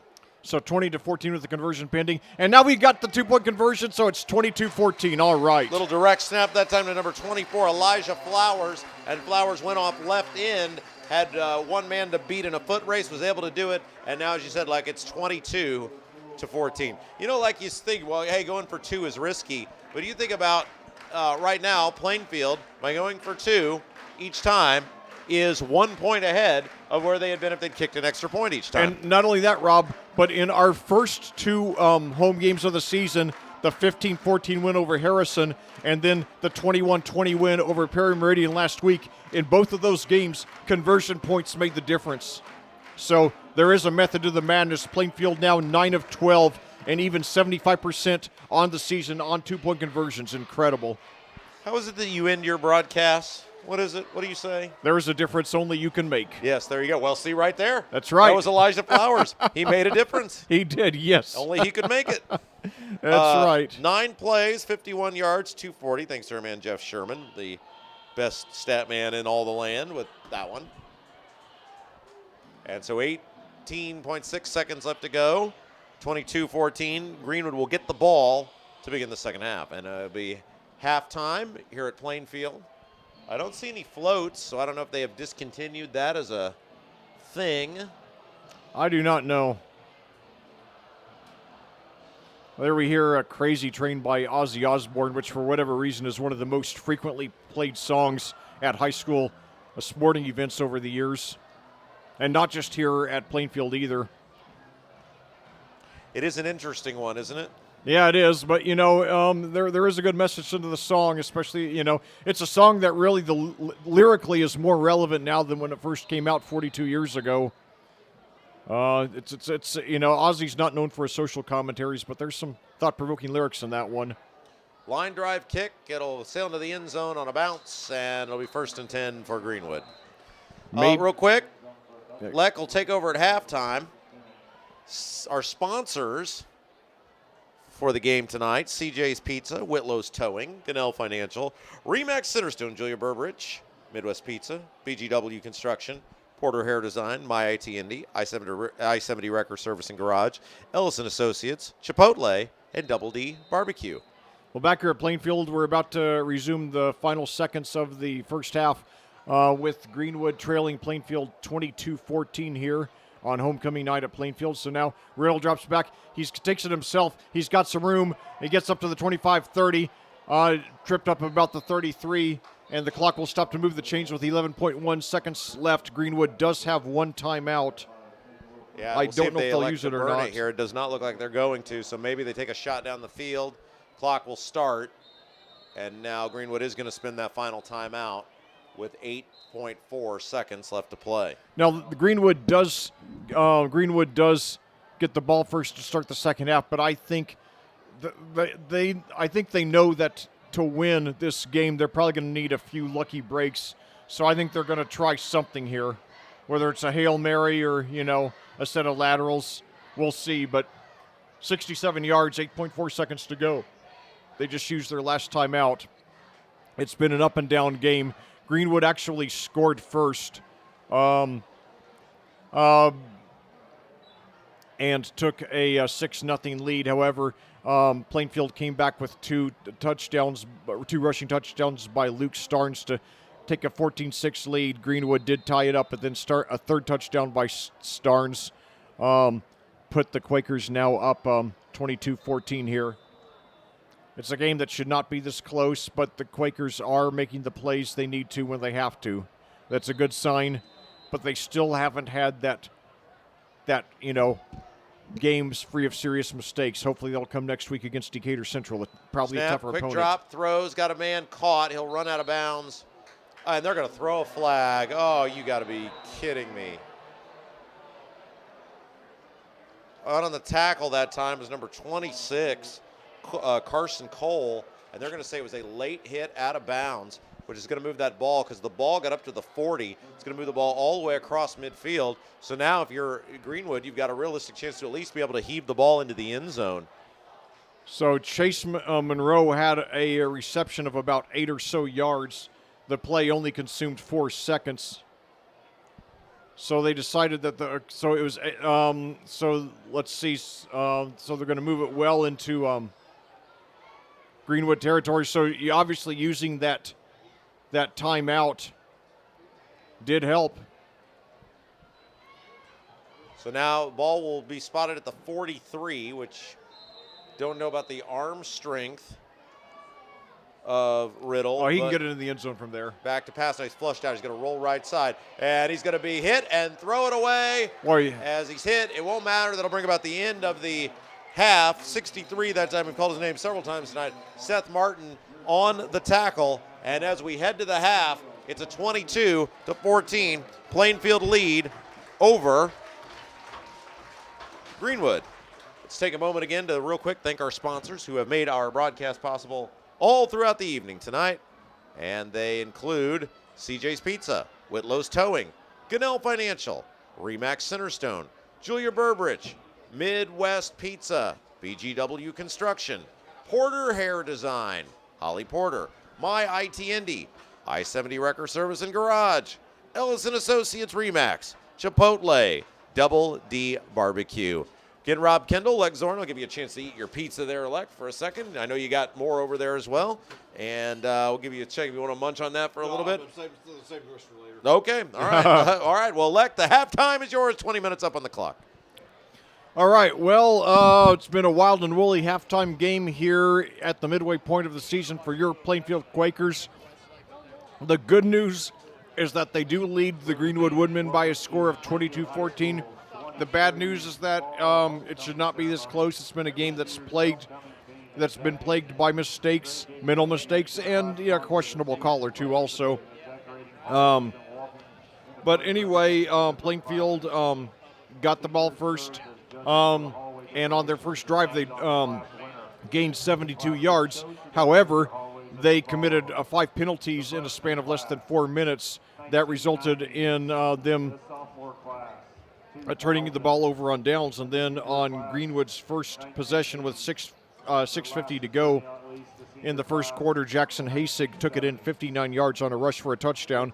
However, the 2-point conversion failed, making it 6-0. Plainfield did answer back quickly on its ensuing possession on a 30-yard touchdown rush by Luke Starnes, and the 2-point conversion also failed, so the score was 6-6. Then with 2:14 to go in the first quarter, Starnes scored his second touchdown of the game on a 45-yard rush. Marcos Rivera rushed in the 2-point conversion, giving Plainfield a 14-6 lead. Then with 9:51 to go in the second quarter, Brock Riddle threw 31 yards to Amare Middleton for a touchdown, and then Riddle rushed in the 2-point conversion, tying the game at 14. Then on Greenwood's next 2 drives, they missed a field goal, and they missed a field goal when they got down to the 10, and then they lost a fumble, and Plainfield ended up taking advantage on the second miscue by the Woodmen. And with 18.6 seconds to go in the half, Starnes got his 3rd touchdown of the game on a 1-yard rush. Elijah Flowers rushed in the 2-point conversion, bringing us to our current score of 22-14. A look at the individual statistics. First of all, for Plainfield, Hunter Newell, Hunter Newell has completed 9 of 14 passes for 119 yards, no touchdowns and no interceptions. Jamar Bowie has 3 receptions for 45 yards. Caden Vanderbush, 5 for 66. Isaiah Miller, 3 for 8. On the ground, Luke Starnes has 11 rushes for 111 yards and 3 touchdowns. Carter Ferguson, 2 for 8, and Hunter Newell, 3 for 3. Meanwhile, for Greenwood, Brock Riddle has completed 3 of 8 passes for 45 yards, 1 touchdown, and 1 interception. His leading receiver is Amari Middleton with 1 reception for 31 yards and a touchdown. In addition, Chase Monroe has 1 reception for 9 yards, and Dominic Williams has 1 for 3. On the ground, Jackson Hasig has rushed 4 times for 69 yards and a touchdown. Brock Riddle has rushed 8 times for 58 yards, and Alan Burnett 8 for 27. So, basically, heading into the second half, we are now exactly halfway done with the regular season. There were 9 games in the regular season. We've played 4.5 of them now, and we're still undefeated, and we're on pace to win today. We are leading, so that would make us 5-0 for the first time in 17 years, and that's great, of course. But, sometimes I wonder, is it good to have a loss, and here's what I mean by that. Losing a regular season game is not necessarily the worst thing that can happen to you. Sometimes if you lose a game, it can bring you down to earth. You can learn from it, and it can, you can look back at it and say that loss ended up being really good for us. And case in point, you go back. Keep in mind, I'm from Southern Indiana, so I grew up following 4 teams very heavily in college basketball: Indiana, Purdue, Kentucky, and Louisville. Keep in mind, I watched mostly Louisville, Kentucky TV stations growing up. However, I watched Channel 4 for all the IU and Purdue games. I'm 52 years old, to put this in perspective. And, back in 1996, Kentucky was the clear favorite to win the national championship under Rick Pitino. That team had 9 guys who ended up playing in the NBA, which is the all-time record from a college team. They entered the SEC tournament, I think on a 29-game winning streak. They lost maybe their second game of the season, and then were on a tear after that. They had, Antoine Walker, Derek Anderson. They were absolutely loaded. I'm trying to remember everybody they had. But anyway, Jeff Shepard was another one. They, like I said, 9 guys from that team made the NBA. But the point is, they lost the SEC championship game to Mississippi State, which was a solid team. Mississippi State did go to the Final Four that year, so they were a formidable team, but they were not in Kentucky's league. And it's been widely speculated for many years that Pitino intentionally lost the game by making some very questionable substitutions and not playing some of his best guys a lot of minutes. And it's believed that he wanted the team to lose to bring them down to earth so that they wouldn't enter the season on a, with their heads up in the clouds, thinking they were unbeatable. And sure enough, the strategy worked. They steamrolled to the national championship that year. But I'm thinking, here in Hendricks County, back in 2019, Avon, then coached by Mark Bless, our head coach Tyler Bless's dad, went 9-0 in the regular season. But down the stretch, they had some head-scratchingly close games. For example, they only beat Westfield 27-24. They only beat Zionsville 31-28. And, they got into the first round of the playoffs. They drew a tough opponent, Brownsburg, who was 6-3 but had only lost to Avon 7-3 in the regular season. And Rob and I called the game. We commentated the game. And to me, when Avon went down early, they looked like they just did not know how to get out of it. And they ended up losing 27-23. And keep in mind, not only were they undefeated in the regular season, but they were number 1 in the AP poll the last 8 weeks. and they never got a postseason win. And that was devastating to them. And Avon, by the way, has not been the same since. Since then, they went 5-5, 1-9, 2-9, and now they're 0-4 this year.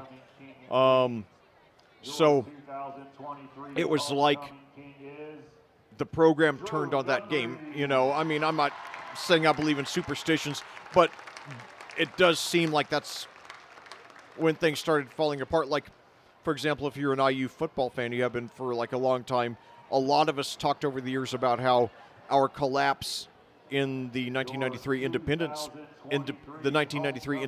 Bowl against Virginia Tech, like, put a dark cloud above the program. It's like that was the turning point where everything started falling apart for over 10 years. Through bringing down what had been the great Bill Mallory era, and then Cam Cameron not doing much, and then Terry Hepner, Jerry DiNardo not doing a whole lot, though I think he should have been given more time, and then Terry Hepner coming in and then dying after 2 years of that brain tumor. It was just a really dark time for a long time. But anyway, my point is that I see all these close games. I mean, coming into tonight, Plainfield has come from behind to win. In its last 7 wins, Plainfield has come from behind in 6 of them, and they've come from behind from a double-figure loss in 3 of them, and they've come from a double-figure loss in the fourth quarter in 2 of them. So that's why I've been calling them the Cardiac Quakers. And what I'm wondering, would it be good for them to have a loss to bring them down to earth and make them, and like just send a jolt, like making them think, gee, we better, we got to bring it all 48 minutes. We can't have any lapses. We can't have any we can't have any mental mistakes. We can't have any silly penalties. We can't have any unforced turnovers. We can't leave any points on the field. And I do believe, sometimes I've seen it in sports when a particular loss is a morale breaker. I don't think that would be the case with Tyler Bless. I think that, he's a young, enthusiastic guy. He's got a lot of energy. I think he would, figure out a way to make good out of, whatever challenges we had. I think he has this year, and thankfully we haven't had to lose a game to do it. But I do believe, though, that, this team, I did not expect they would be 4-0 right now. I'm glad they are. I hope they go 9-0 and beyond. Heck, I hope they go all the way to Lucas Oil Stadium and go 14-0 and win the state championship. And, it's not out of the question. But, there's still improvements that need to be made over these last 4.5 games of the season. And so hopefully next week when we go visit Decatur Central in Southwest Indianapolis, we'll play our best game of the season. Hopefully we'll bring it for all 48 minutes, not make any unforced errors, and just, give it all we've got. And even if we lose, as long as we know that we did our best, that's even more important than the win. If you listen to me very long, you probably figured out that I'm a super diehard fan of the Rocky and Creed movies. That's my all-time favorite film series.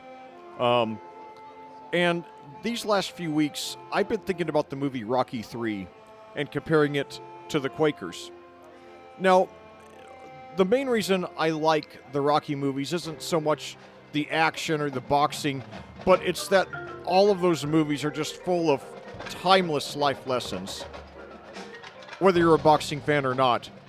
And the big message of Rocky III is the danger of becoming complacent, of losing your drive, losing your motivation, of getting on top and forgetting what got you there.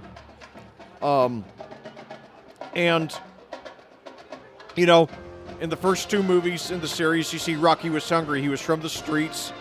He was thrilled to get a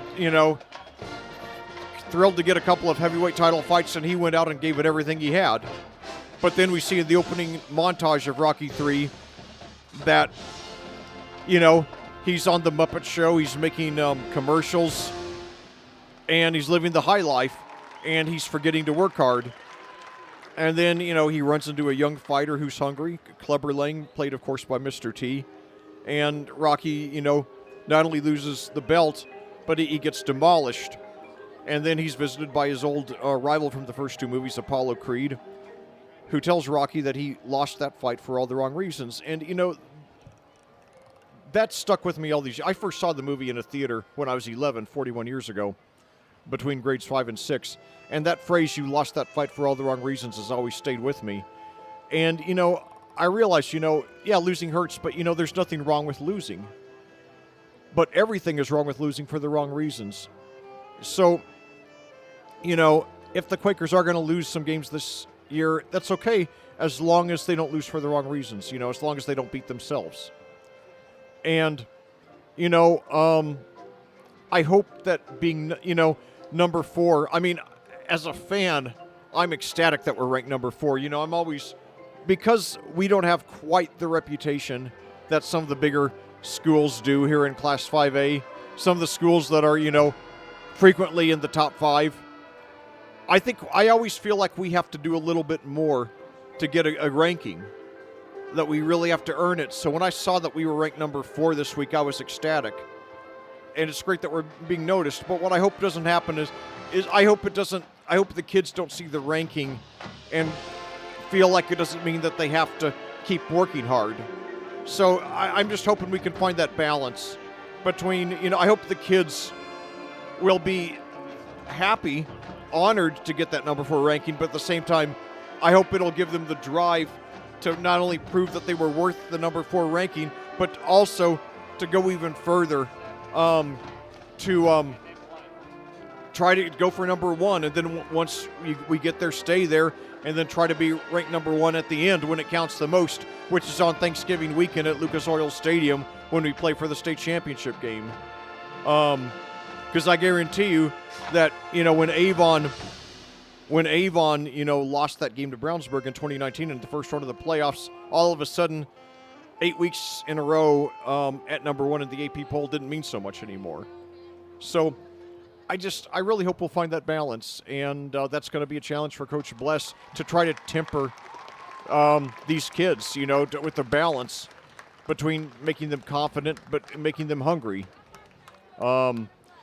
Giving them the eye of the tiger, which is a phrase that, of course, eye of the tiger, people know it as the name of an extremely big hit by the band Survivor that was written for the movie Rocky III. But the phrase "eye of the tiger" actually originated in the movie, and when the band was watching a rough cut of the movie, they took note of that phrase and decided to build the song around it. But the phrase "eye of the tiger" refers to, having that drive, that killer instinct, the desire to, just get really, to get vicious. And, I remember in ninth grade, my late ninth grade English teacher, Mrs. Weatherby, she died about 10 years ago. This is back during the 1985-86 school year when I had her. She assigned us a book called The Contender, which is a boxing drama. And the lead singer, the lead character is a young man named Alfred. I believe it was said that he was black. And I remember Mrs. Weatherby said that his trainer in the movie reminded her of Mickey, Rocky's trainer in the first 3 movies. The character played by Burgess Meredith dies in Rocky III, though he did have some new flashbacks in Rocky V, which to me were some of the highlights of what overall was a disappointing movie. But anyway, his trainer in the book told Alfred that he needs to find the killer instinct, which is, the knack to find your opponent's weakness and beat him to the ground.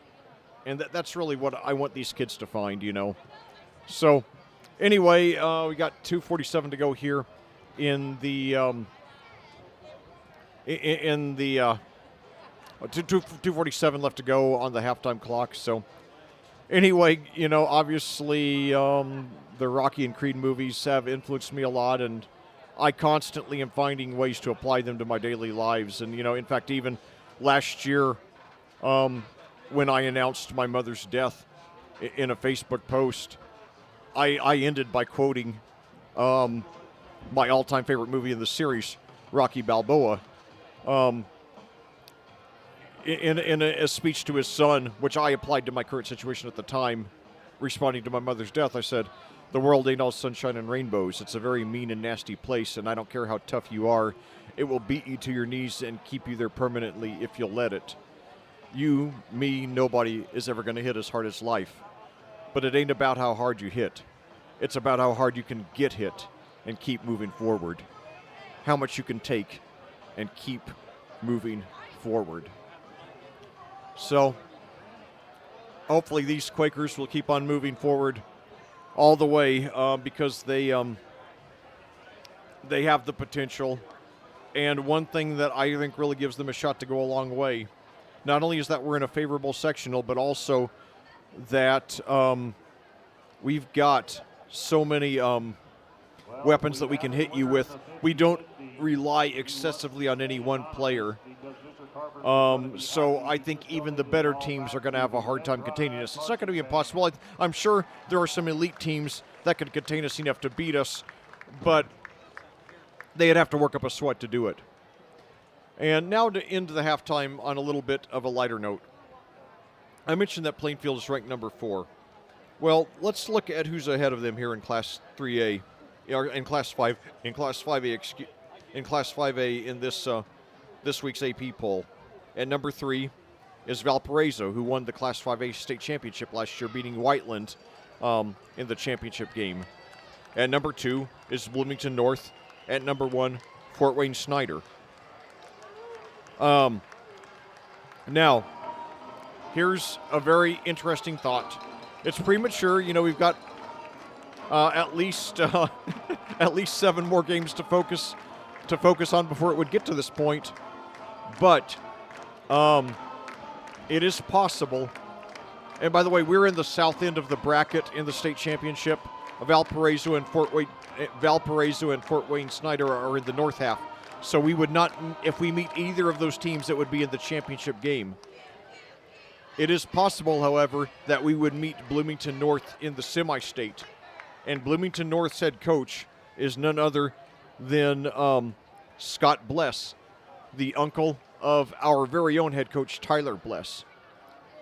So how great it would be if we were to run into them, with the winner the winner to go to the state championship. That would guarantee that a Bless family member would be coaching for a state championship on Thanksgiving weekend. So, and by the way, we do have one common opponent with Bloomington North, Mooresville.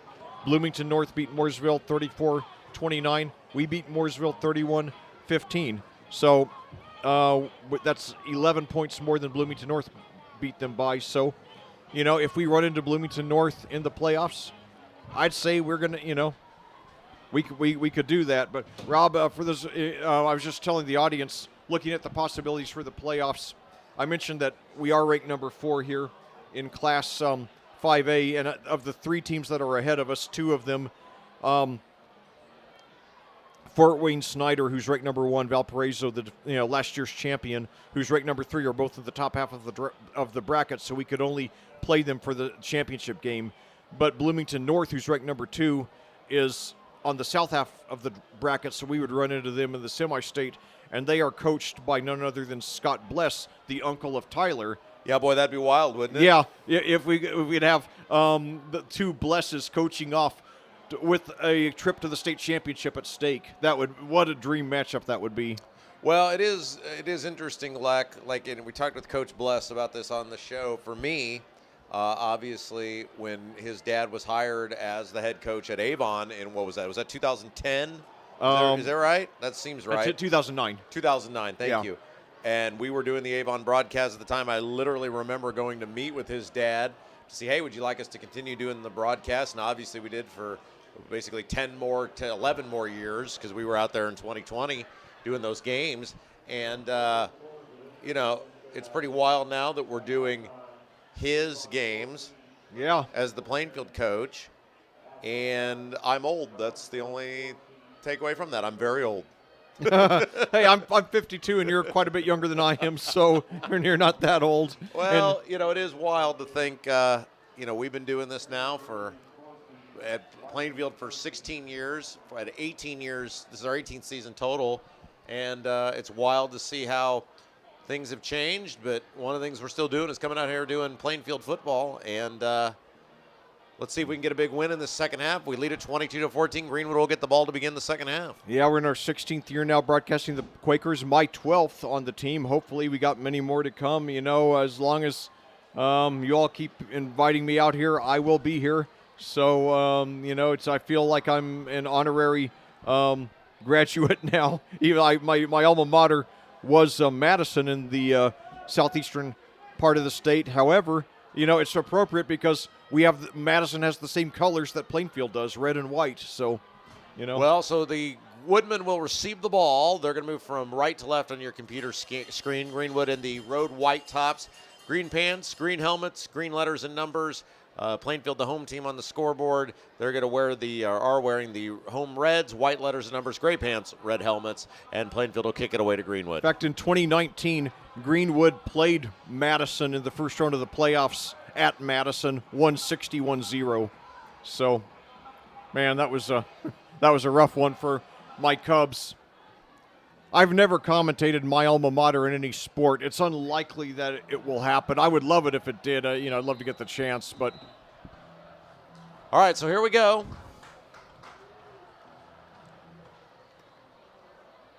It's a high, short kick.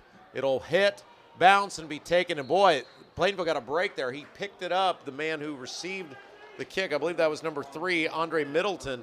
And had Middleton let that ball go, I think it would have gone out of bounds. But as a result, since he took it on the run and ran out of bounds, ball will be down at about the 24-yard line. So anyway, Madison is notoriously bad in football. I mean, they lost their first 3 games this season by a combined score of 141-0, I believe. I mean, they're just horrible. Yikes. I'm sorry. Out of the gun. Here we go. So Greenwood with the ball. Snap. Yeah. And it is a quarterback keeper in a huge hole. And he's off to the races. He could go the distance. First play. 45, 30, 25, 20, 15, 10, 5 touchdown. So Brock Riddle, 77 yards. 13 seconds is all it takes. 2-point conversion coming up with an attempt to tie it. By the way, Rob, you were right. 2010 was Mark Bless's first year at Avon. You are correct. Very good. Yeah. Because we did, 6, 7, 8, 9, 5 years with Dave Shelbourne when he was the coach. Yeah. And then we actually ended up, as weird as it sounds, doing a lot longer with Coach Bless than we did Coach Shelbourne, even though that seemed like that was forever. So if we stop this 2-point conversion, we will retain the lead. 22-20 your score, 11:47 left to go in the third quarter. Greenwood now 10 for 20 on the year on 2-point conversions. And they missed this one, so we retain the lead. All right. That's big.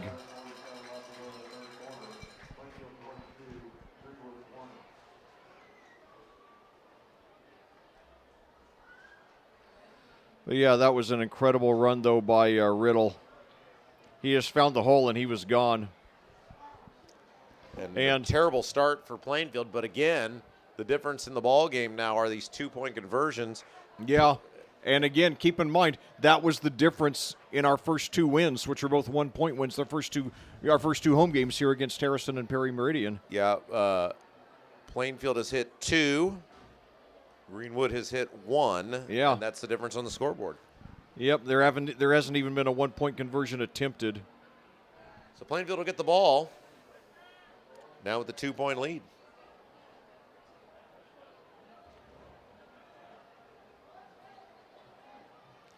By the way,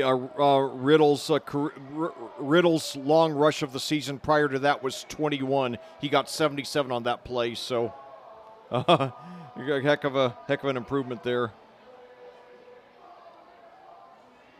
But yeah, Rob, very concerning that tonight Plainfield has given up touchdown rushes of 59 and 77 yards. That's definitely something to address in practice, especially since we got that big showdown at Decatur Central 1 week from tonight. So Greenwood will kick it off. It's a high, short kick. It'll be taken on the run at the 20, fumbled, picked back up. Across the 30 is Vanderbush, and he'll be taken down at about the 32-yard line by a host of Woodmen. That wasn't a super deep kick, but it was the deepest that they've kicked all night. It was the first non-squib kickoff that Greenwood has done. And I'm starting to wonder if maybe part of the reason is that maybe Greenwood just doesn't have anybody with a strong leg. Because remember, Greenwood's only 2 for 5 on extra points. So now we've got Bowie and Vanderbush out to the left. I believe that's Miller in there to the right. Starnes back in there at running back. We got a second running back in there now. Snap, give us to Starnes straight ahead, drives into a pile of Woodmen, gets the initial line of scrimmage, and not much more. It'll bring up 2nd and long. Yeah, Starnes with, give him credit for, it looks like no gain there. Yeah, 2nd and 10 at the 33. Plainfield with the lead by 2 points. Too close for comfort here, as usual. That's why I call them the Cardiac Quakers. Played an incredible string of close games last season and this season. So now pass up the middle, and it's tipped and dangerously tipped by Rivera. Thankfully not intercepted. 3rd and 10 coming up.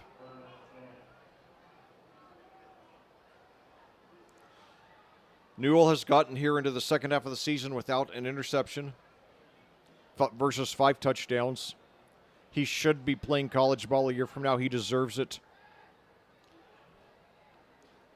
So now we've got 2 receivers out to the left, 1 to the right. Big 3rd and 10 coming up. We do not want to give Greenwood the ball with a chance to get the lead back. We're up by 2 now. No yards gained so far on this drive. Back to pass. Newell has time, fires down the field. Incomplete over the sprinting Isaiah Miller. And it'll be likely a punt situation here for the Quakers. So bad start for Plainfield here to the second half. Now the pressure's going to be cranked up on our defense not to let them, get anything going here. I mean, this is concerning. We're having a lot of good moments on offense, but we're still not finishing enough drives. And this is probably the worst defense that we've played the worst defense we've played all season, with the possible exception of Terre Haute South. Oh, we're going a fake, and we've got it. We've got it. Yes. I don't know who that was, but oh my God. Number 15 on the run that time. That's Alex Holzclaw. Oh Took the my snap, God. And he was off to the races. What a courageous play by Coach Tyler Bless. I wonder if Coach Woodard would have been that daring.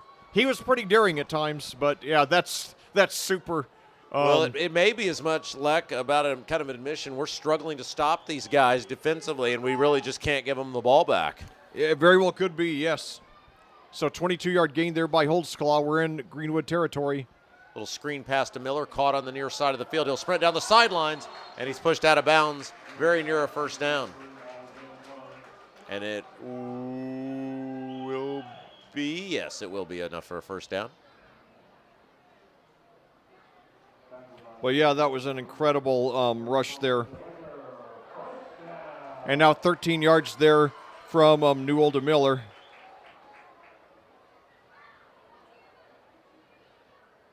But, Rob, I think you might be right about that. And now first play after the first down.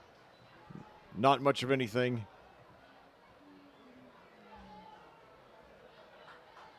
Starnes in there.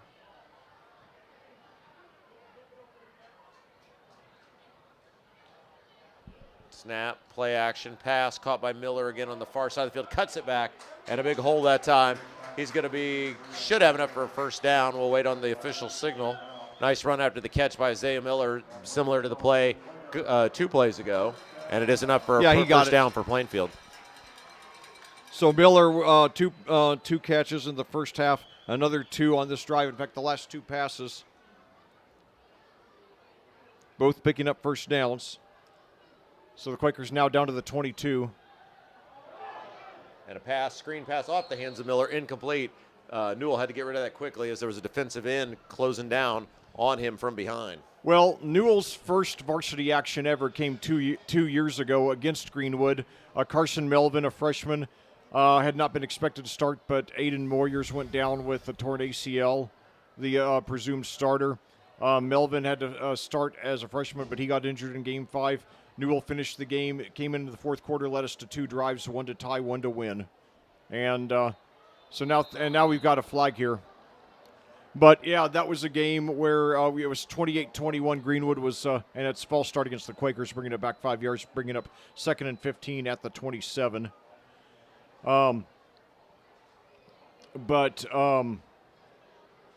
Rob, I remember Newell came in. We had seen him do well in JV ball that year, and then he got and now there's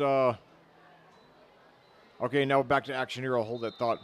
So 3 receivers to the left, 1 to the right. Starnes, the running back, Newell in shotgun, takes it, gives it to Starnes. He's past the 25, breaks the tackle, gets up to about the 23. So basically getting about what we lost on the penalty. Starnes already with 3 touchdowns tonight, 7 on the season.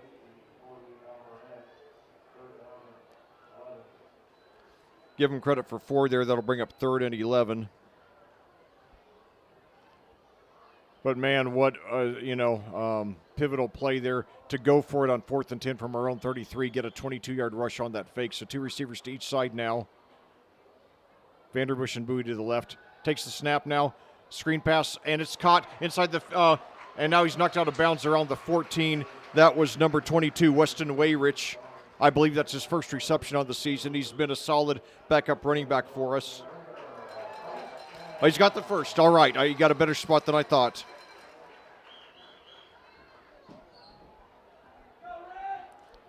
So they get 12-yard gain there. So now 1st and 10 at the 12 for the Quakers. 3 receivers to the left, 1 to the right. 1 running back. Newell takes it. Gives it to Ferguson. He breaks a tackle, and now it gets back up to about the line of scrimmage, maybe a yard more.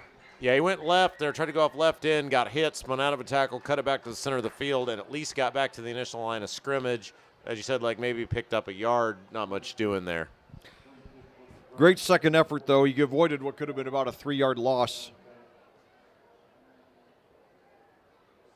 Ferguson with 2 touchdowns on the season. Very effective backup for Starnes. So 2 receivers to each side now.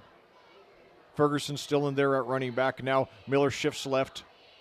Newell takes it, looks, throws out to the sideline, and it is bobbled and knocked out of bounds. Ferguson was the intended receiver. That'll bring up 3rd and 10.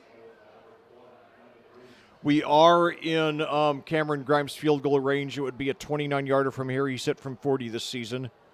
But I know that we would love to get a touchdown and a conversion, which would make it a 2-possession lead. So we got to really go for the touchdown here. 3rd and 10 at the 12. Rather than punt and risk Greenwood having the chance to get the lead, we went for it, a 4th and 10 on a fake punt. So now Bowie, Vanderbush, and Miller lined up to the left. And now throws it to the end zone. He's got a man open. Incomplete. 4th and 10. So will they go for it, or will they go for the field goal, which would be a very makeable one for Cameron Grimes? They are sending, it looks like, the field goal unit onto the field. The problem is, even if he hits this field goal, that means that, they still, Greenwood would still go ahead with the touchdown. Of course, maybe we'll do another fake, I don't know, but Cameron Grimes now going for what would be, looks like a 30-yard field goal here. And the kick is up, and it is good, so a little bit of comfort there. We would have preferred a touchdown, but at least we extended the lead a little bit. 25-20 now. 8:02 left to go in the ball game's third quarter. CJ's Pizza, Whitlow's Towing, Goodell Financial, Remax Centerstone, Julia Burbridge, Midwest Pizza, BGW Construction, Porter Hair Design, Holly Porter, My IT Indy, I-70 Wrecker Service and Garage, Ellison Associates Remax, Chipotle, and Double D Barbecue. Those are your sponsors for tonight's game. I'm Rob Kendall. That's Lex Zorn. 8:02 left to go in the third quarter. Plainfield leads it over Greenwood 25-20. Let's again thank the folks that make it possible for us to be out here tonight. Of course, Superintendent Scott Ollinger. You've got the athletic director, Tori Rodkey, and the entire Plainfield high school staff, including Principal Patrick Cooney. All those folks who are, many of those names have been around for quite a while, enabling us to broadcast Plainfield football.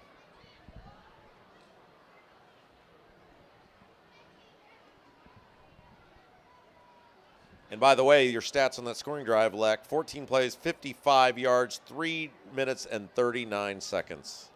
And the key play, of course, the fake punt, the 22-yard rush there by Alex Holsclaw. Incredibly risky play that paid off. But now the defense is, because we only got the 3 instead of the 6 or 7 or 8, the defense is going to have to come through here.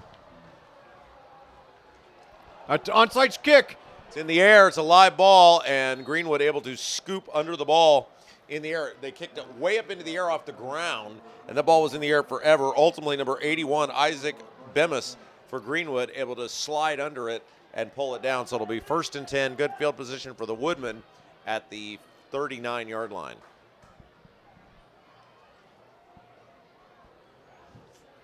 So now the pressure cranked up on the defense. Let's get a stop here, boys.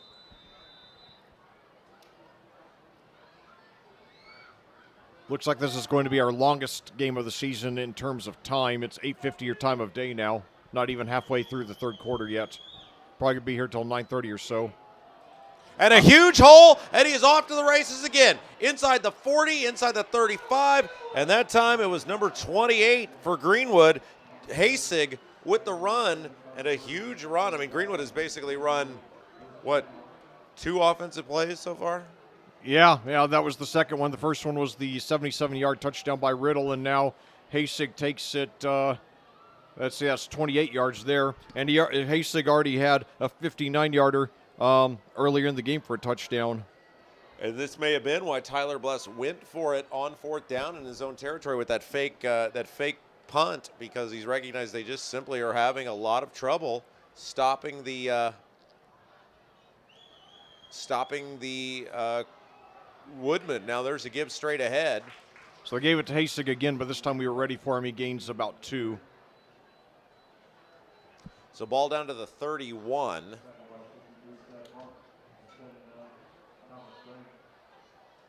I have Hasig only 6 carries, but for 99 yards and the touchdown. 7:10 to go now and counting here in the third quarter. Plainfield 25, Greenwood 20.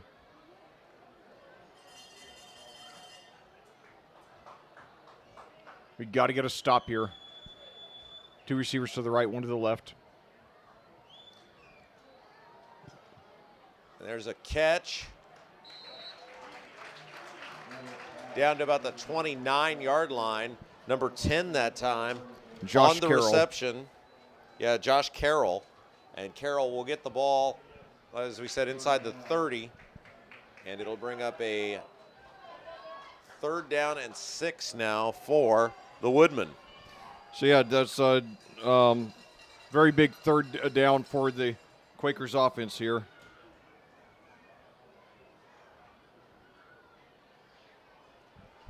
Third and 6. So, and of course, one slight comfort is that Greenwood apparently doesn't have any kind of kicking game. Quarterback keeper breaks 1 tackle, breaks another tackle, still on his feet, drives forward. He's going to be very close to the 1st down. A host of missed tackles by the Quakers, and it looks like they're going to call it. It isn't up for a 1st down. Great effort by Riddle that time. 2nd and 3rd efforts. Moved that ball inside the 24-yard line down to the 23 where he needed to get. Yeah, I mean, it's and now, going forward, we've got to really be concerned about this rushing defense. We might still win tonight, but there are a lot of games where you cannot win giving up 2 big touchdown rushes like we have tonight. 2 to the right, 2 to the left receiver. Snap, give is straight ahead. And after a couple on the play, a host of Quakers take him down. That time I believe it was 48, Burnett on the run. Yeah, Burnett was their leading rusher coming into tonight. But, yeah, he's been only modestly effective. I have him 9 for 30. But I have Hasig 6 for 99 and a touchdown. Riddle 10 for 141 and a touchdown. So Burnett's playing third fiddle tonight. So now 2 receivers to the left, 1 to the right. Riddle in shotgun. Fakes the handoff. Throws up the middle. Incomplete. Pass intended that time for the receiver in the middle of the field, and a couple of Quakers in there on the defense that time. Nice job in the secondary by including number 10, Will Freeman, to knock that ball away. That could have been a first down. We're very lucky, so a very big 3rd and 7. Come on, boys, let's get a stop here. Of course, Greenwood would almost have to go for it on 4th down because of their lack of any kind of, kicker. Quarterback draw to the near side of the field. Now cuts it back, now throws it, and it's incomplete. All right. He avoided the sack. Now they're going to call intentional grounding. I don't know how you can do that. If that indeed is the call, there was certainly a receiver in the area. The ball jumped a little bit short of the intended receiver. They do call it in. Oh, no, legal man downfield. Okay. Okay. Yeah, he wasn't clearly in the vicinity of a receiver. No, the league calls a legal man downfield. Oh, I know. I'm just saying that. I was agreeing that it would, if it had been intentional grounding, I think it would have been a bad call. Yeah. Yeah. I thought initially, that flag came out so fast, I thought, boy, that's a. All right. They do decline the penalty anyways. So Greenwood going for it. Huge play. The game could hinge on this play. 4:45 to go down in the 3rd quarter. Plainfield 25, Greenwood 20. Woodman going for it. 4th and 7 at the 20. We got to get a stop here. We got to get a stop. If we do, we got a good grip on this one. If we don't, we could be in trouble. So 3 receivers to the left, 1 to the right. And now Riddle, we swarm him. He gets rid of it. Yes, incomplete. We take over on downs. Yes. Yeah, number 21 was coming at him for Plainfield, Jack Aldridge, and he had to get rid of the football or he was going to be sacked. And he had to rush the throw, and the throw hit into the ground about 2 yards ahead of the receiver. And so Plainfield will take over with 4:41 left to go in the ballgame's 3rd quarter. But you got to give Greenwood all the credit in the world, and especially their head coach, Justin Bozen. He took over a team that was 1-9 last year, and he has these kids 3-1 and coming here believing they could beat the number 4 ranked team in Class 5A. That's a great turnaround, even if they lose this game. So 3 receivers to the right, 1 to the left now. Screen pass, complete to Bowie. And he's brought down for a big loss. Yeah, in the backfield, like you said, a little screen pass to the near side of the field, and Bowie is so great in space, but unfortunately for him that time, he did get a pretty good spot in terms of the forward progress, so it wasn't as bad as where it might have been. Loss of about a yard, it looks like, on the play back to the 19. Yeah, could have. I was prepared for about a 5-yard loss, so I'm glad they gave him a better spot than I had feared. Nevertheless, a big 2nd and 11 for the Quakers. They send Vanderbush and Bowie out to the right. I believe that's Miller out to the left. Miller to the right. Snap, play action, back to pass, steps up, throws. Got a man caught at the 20 as Miller turns the corner, stays on his feet, and now they'll rule him out of bounds. And a huge hit late, and a flag flies in. All right. And they're going to get a very late hit on number 36, Nick Grimes. Now, look, they're ruling him out of bounds, and they're going to say he hit him after out of bounds, but that's a tough call because we're watching the play, and I barely saw it. If you're on the field and you don't have the opportunity to see that, unless you – boy, I don't know, Leck. I get that was a super late hit by the standard that he was called out of bounds, but he kept running. Yeah, he did. It wasn't like he, stopped and then got hit. Yeah. But Plainfield will take it. Yeah, sometimes personal fouls are subjective, So they're going to mark it up from they're going to basically move it up 15 yards from the 26, so that'll move us up to the 41. So it'll be 70 yards from Newell to Miller.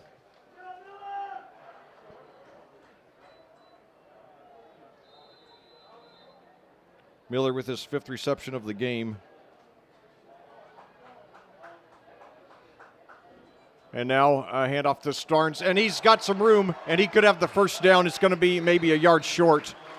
He was nearly hit at the line of scrimmage, but he paused and then blew on right by the guy.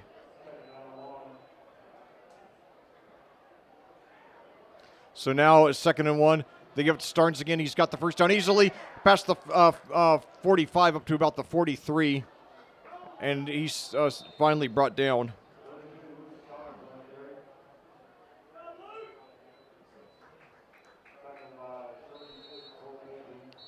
So let's see, we got a whistle here.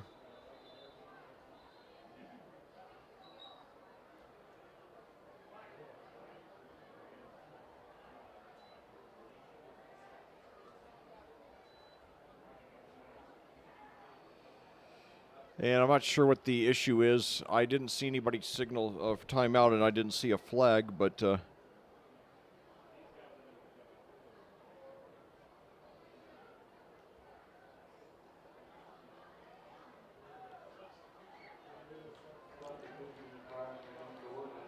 okay, substitution, infraction against the Woodmen. So we got another. So 6 yards by Starnes, adding another 5. So we're inside the 40 now. I have 130 yards on the ground on 16 carries by Luke Starnes. So now 2 receivers to the right, 1 to the left. Starnes gets it again, but this time they're ready for him, and he only gets about 2. Starnes, a very durable kid, only a sophomore. I hope so much he stays healthy. I remember how good Jacob Maple, a sophomore running back, was for us 10 years ago. Then he had some injury problems in his junior season, and he was never quite the same player. He had some decent moments, some good moments for us as a junior and senior, but he wasn't the player he'd been as a sophomore. 2 receivers to the left now, 1 to the right.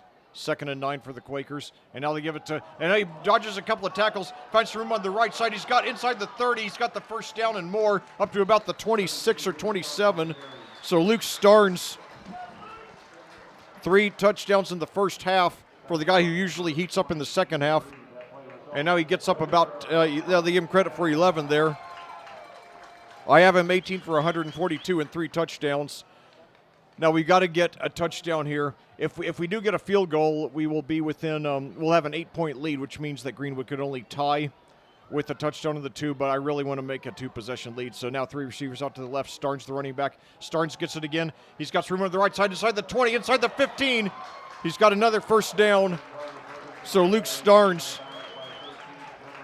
You know, after we haven't had a lot of answers for Greenwood's rushing offense, now Greenwood is not having a whole lot of answers to Luke Starnes as he gains about, we'll see where they mark it. I'll say 13 or 14 there. Oh, they said inside. Okay, I was looking. I got my yard markers mixed up. I thought he was at the 13. It's actually at the 8. So a 19-yard rush there that pushes him up to 161 by my count. So 2 receivers to the left now. He gives it to Starnes again. Why not? He's set at the line of scrimmage, but he weaves his way over to the right and gets maybe 1 or 2 yards. So it'll be 2nd and goal now at the 6 or 7, under 2 minutes to go now in the quarter. And if we do get the score here, we will have a firm grip on the game. If we get a touchdown, Starnes only gets credit for 1, so 2nd and goal at the 7.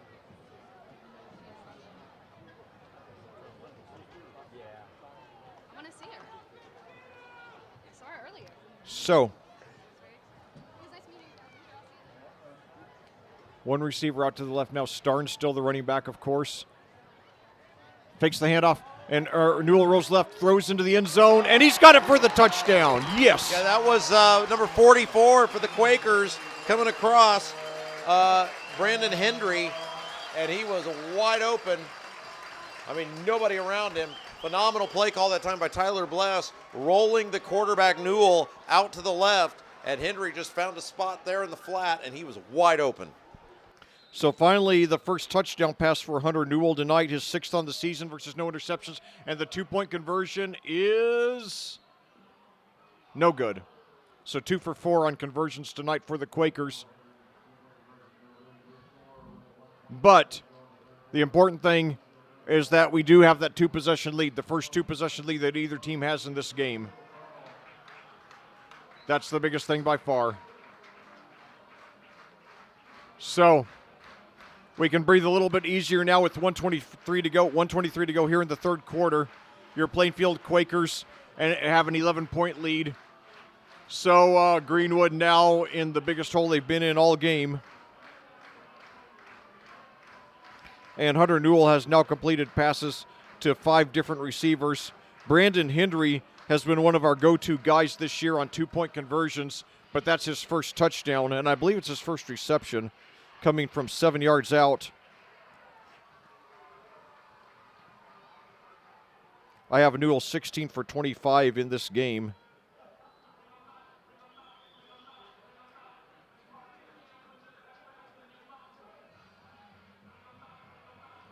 So now all we have to do is just, what we have to do now is just take away the big play. It's okay if Greenwood has a lot of 3, 4, 5, 6-yard gains, as long as they stay in bounds, as long as we keep the clock and the chains moving. And even if they get a touchdown, if it takes them 6 or 7 minutes, that's not too bad for us. 9 plays, 80 yards, 3:18 on the clock. So a lot of yards, a lot of plays, not a lot of time though. So now 2 consecutive touchbacks for the Quakers, starting to make some separation here.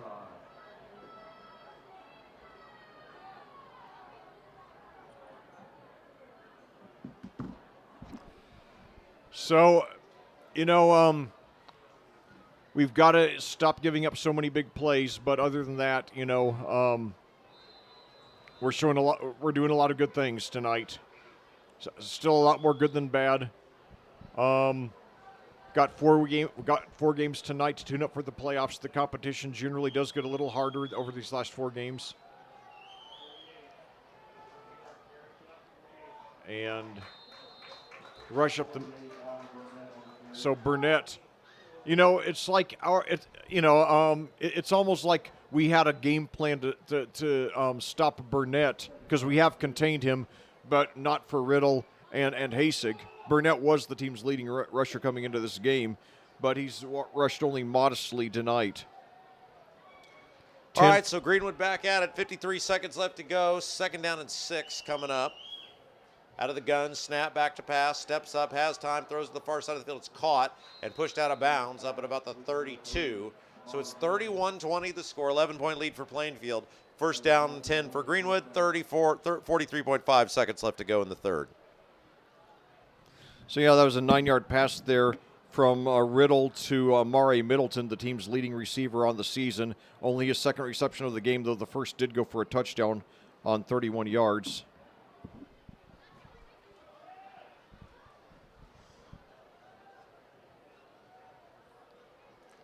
Snap, play action pass, incomplete on the near side of the field. Intended that time for number 22, Davion Jones. We've contained Greenwood's passing offense.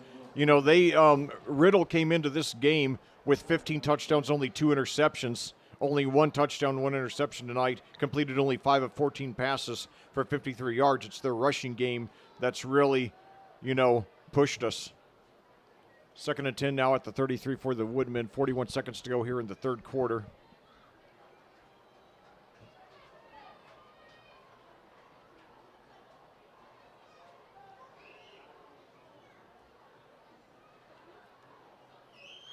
Snap, quarterback draw, and yes, Plainfield we were not ready. fooled that time.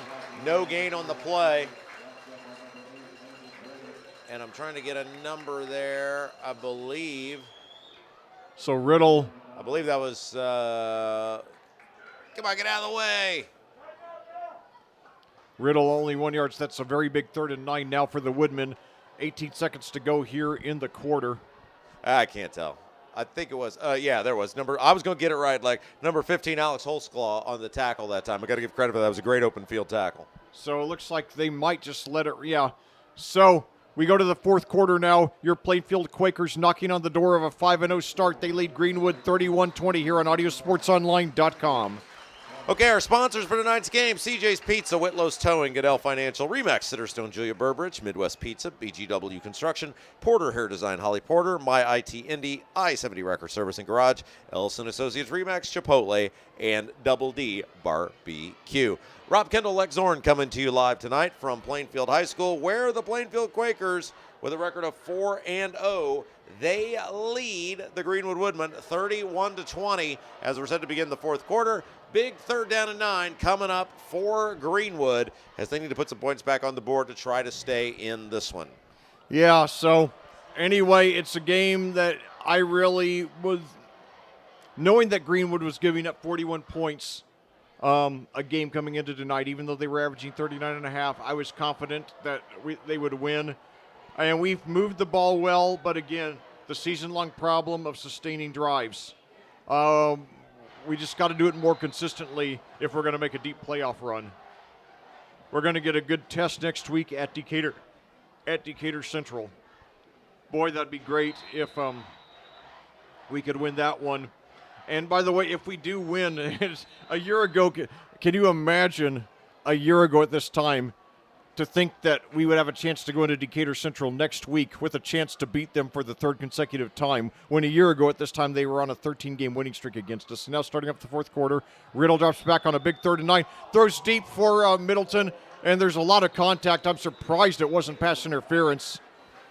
You know, I try to call it. Don't ask too many questions, Lex. I really thought that was. I'd have to see a replay to say for sure, but that's how it looked to me. 4th and 9. It looks like the Woodmen right now are going for it, and again, it could be. And we've seen this from both sides of the game, teams doing high-risk things, maybe because they think they have to.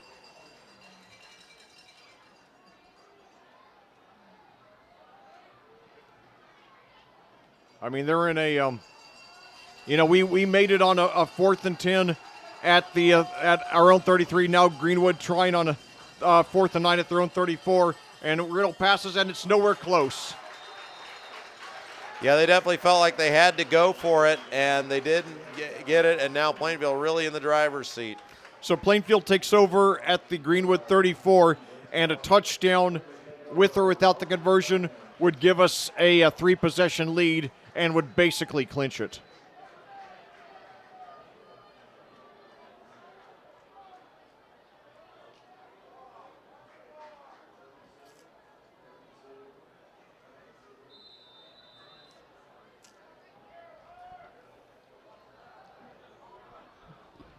So 2 receivers to the right, now 1 to the left.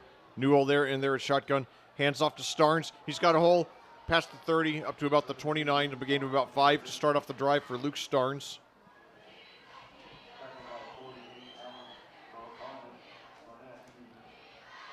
Starnes, probably the player of the game for the Quakers tonight.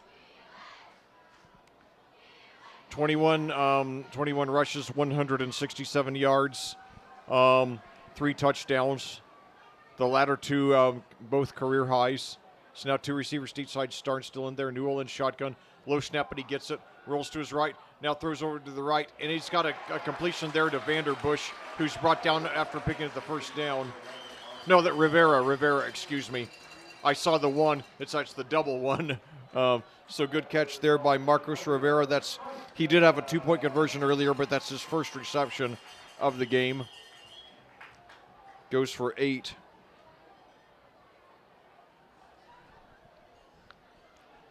So 3 receivers to the left, now 1 to the right. Now handoff there to Starnes. No, he fakes it, and Newell takes it inside the 20 for about 4 yards.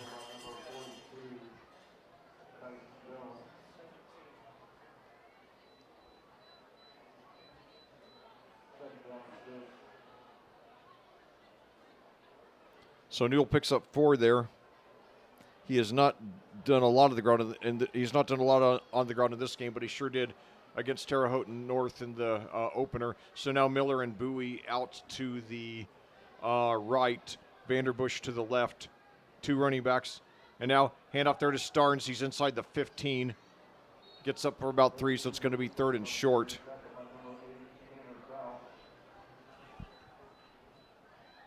And the clock keeps on ticking, under 10 minutes now. Third and 3 for the Quakers.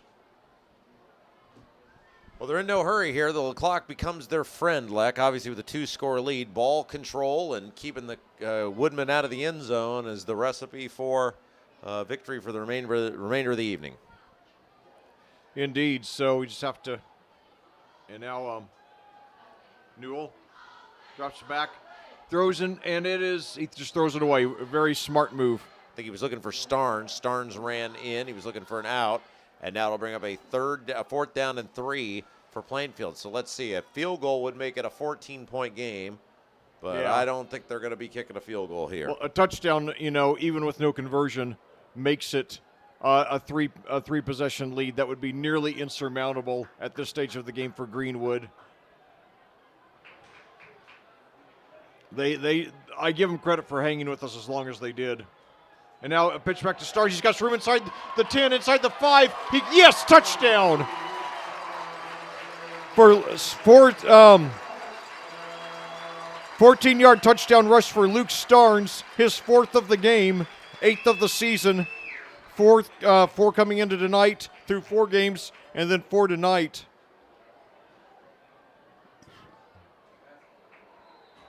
All right.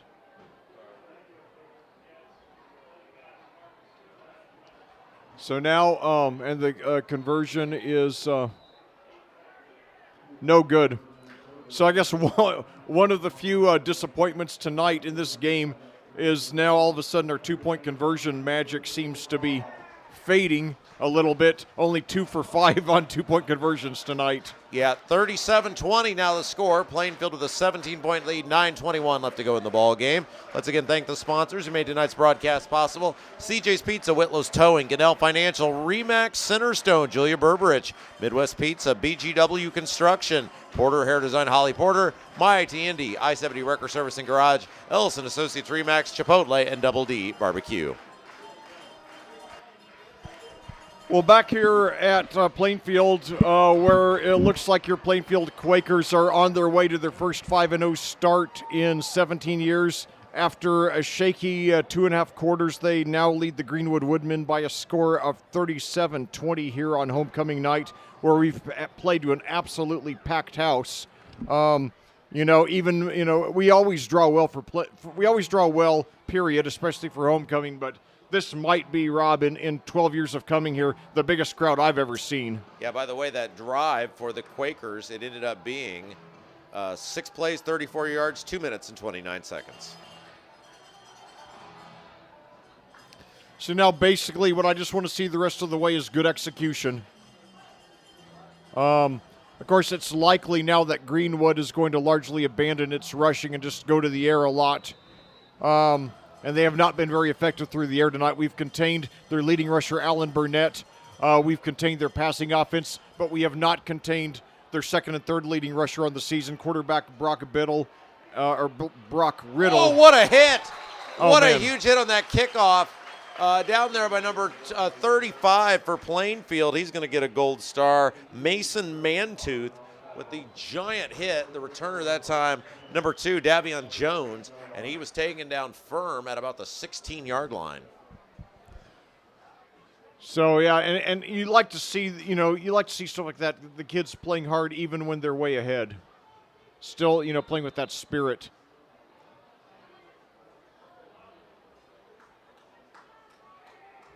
So it is a 37-20 affair. 9:15 left to go in the ball game. And now throwing to nobody in particular.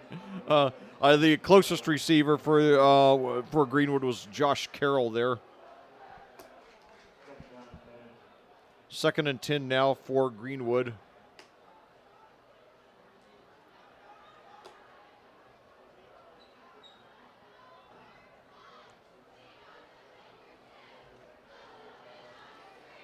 Brock Riddle, only 5 of 17 through the air, though he's rushed extremely well. 11 for 142 and a touchdown. And now we got a rush for about 5 or 6 yards. That's fine. We can give all kinds of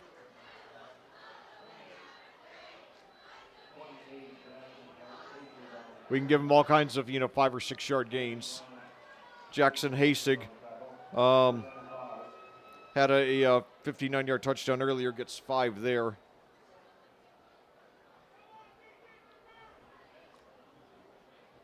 .842 to go, Plainfield by 17.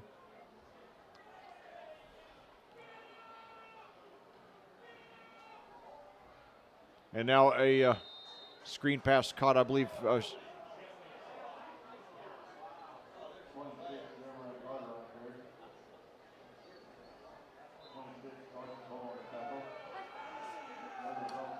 Tell those guys over there. Just the guys. So they did give him credit for the touchdown on a screen pass there. There's a delayed signal.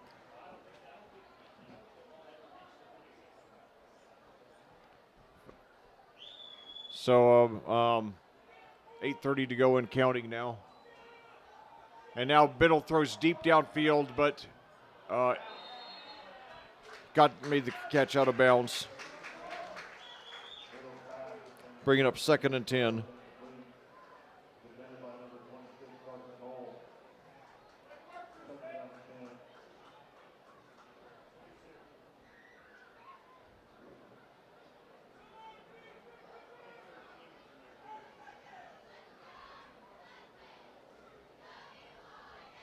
So 2nd and 10 for the Woodmen at their own 26, trailing by 17, 8:24 to go, 9:20 your time of day.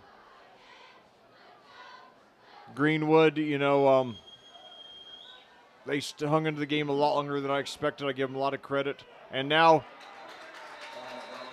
a tackle for loss there.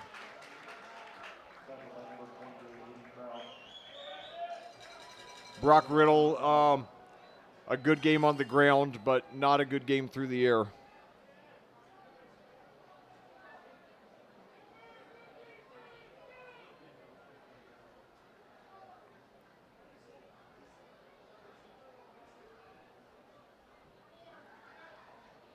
So big 3rd and 11 now coming from Greenwood.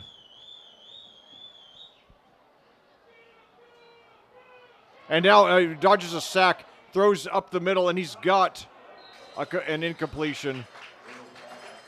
He threw it to avoid a sack, and we got an injured Woodman here. The intended receiver is rolling around, clearly in pain. He had to get down very close to the ground to try to make the catch. So it's going to be 4th and 11 while the injured player is attended to as the clock stops with 7:38 to go. Riddle has completed only 6 of 20 passes. So this has been a very mixed performance by the Plainfield defense.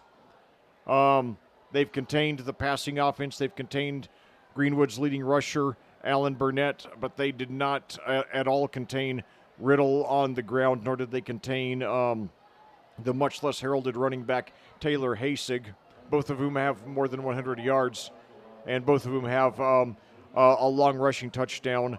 Hasig of 59 yards, Riddle of 77 yards.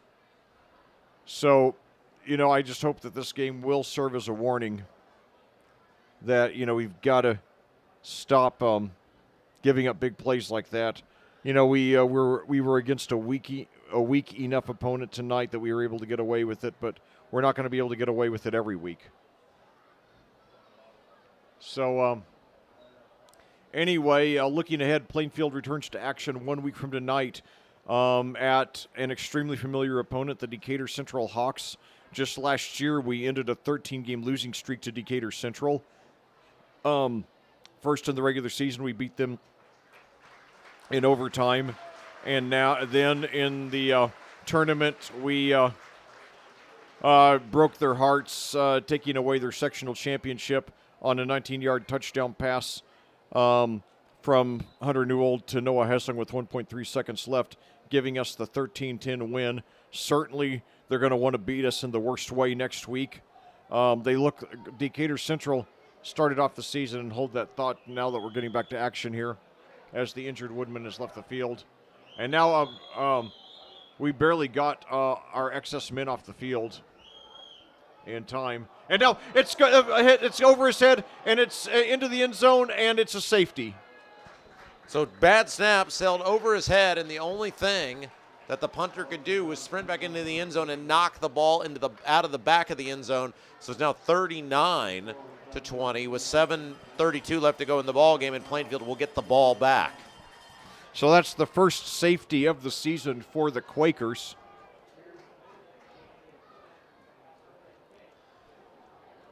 So now the Quakers, I would imagine that they would probably just be very conservative on offense. But, you know, the main thing is whatever we do, I just want us to execute well. It's been a mixed night, more good than bad. Maybe, you know, we got a little bit, you know, overconfident because of the number 4 ranking and Mooresville's trouncing of Greenwood last week. Maybe we thought, hey, you know, the team that we held to 51 points 2 weeks ago scored 15. The team that we held to 15 points 2 weeks ago scored 59, almost 4 times as many on Greenwood last week. But the Woodmen came ready to play, fired up right now. And I'll tell you, we're beating them tonight. But I think that Justin Bozen is going to have a perennially tough opponent for us within a year or two. I mean, they gave us a tough fight tonight. And it's kind of like you see what he's doing at Greenwood now is similar to what Brett Cooper is doing now at Perry Meridian, where, you know, Perry Meridian is a team we always beat easily in the past. Last week we only beat them by 1. So, you know, I think at the rate things are going, it's going to be.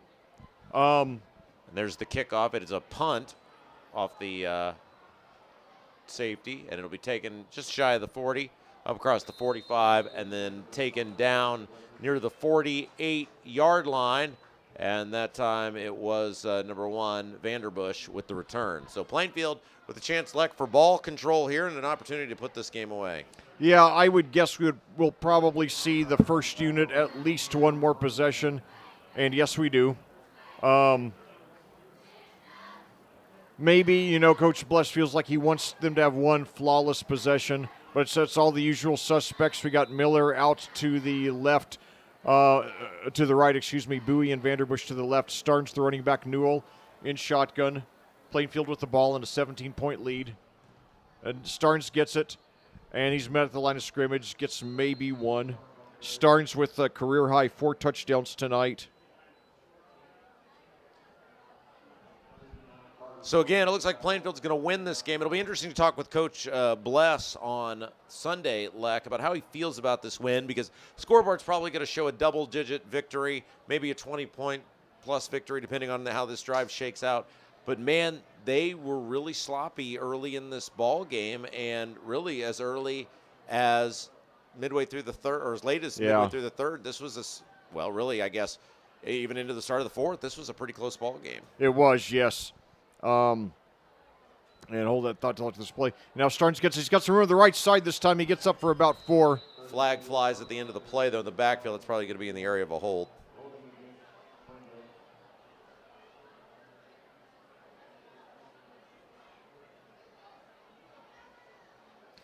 So, yeah, it's a mixed, you know, a mixed performance tonight. Again, more good than bad. They did a lot of good things, but we did not dominate the game like I felt we should have. You know, maybe, though, Greenwood, despite giving up 59 points to Mooresville last week, you know, maybe I also underestimated, you know, what they had done on offense. They had been scoring 39.5 a game. So, you know, maybe I concentrated too much on, you know, the defensive numbers and not enough on the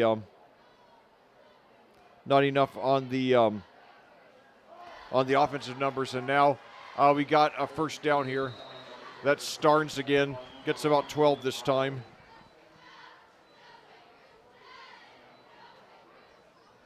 No, it's not a first down. I'm sorry. Third down coming up. 3rd down and 7. They moved the ball. They got a lot of yards there. They got a lot of yards back. They lost on that last play, but still a 3rd down and 7 with 5:57 and counting left to go in the ball game. Well, Starnes now has 196 yards by my count. It's not an official statistics, but that's what I have.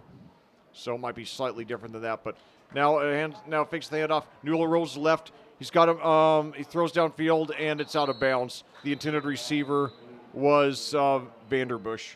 So 3rd and 7 now. The clock stops, 5:38 to go.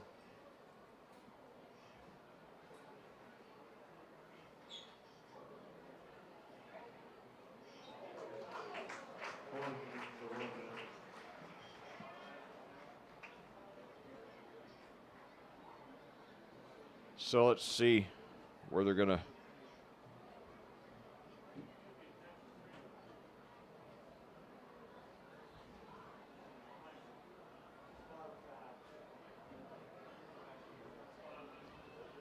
There is a flag waiting for the call. And right now I'm going to look up something. I've got my trusty Plainfield Fall Sports program here.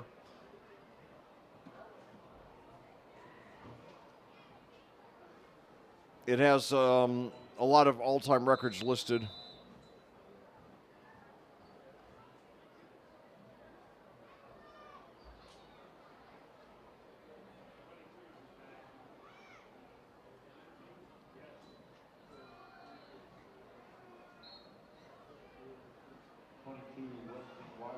So Weston Wayrich now getting his first carry of the game. He did have a reception earlier for 12 yards. He's had some nice spots this year. A promising junior. He should get a lot more action next year after the number one rushing backup we have, Carter Ferguson, graduates.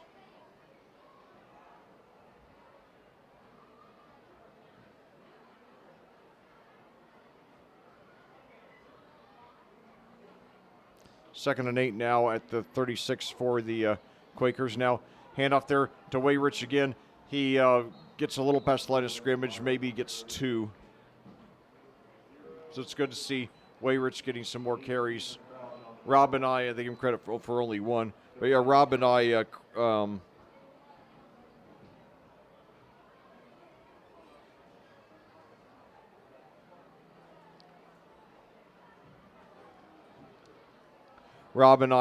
commentated him quite a bit in JV ball last year.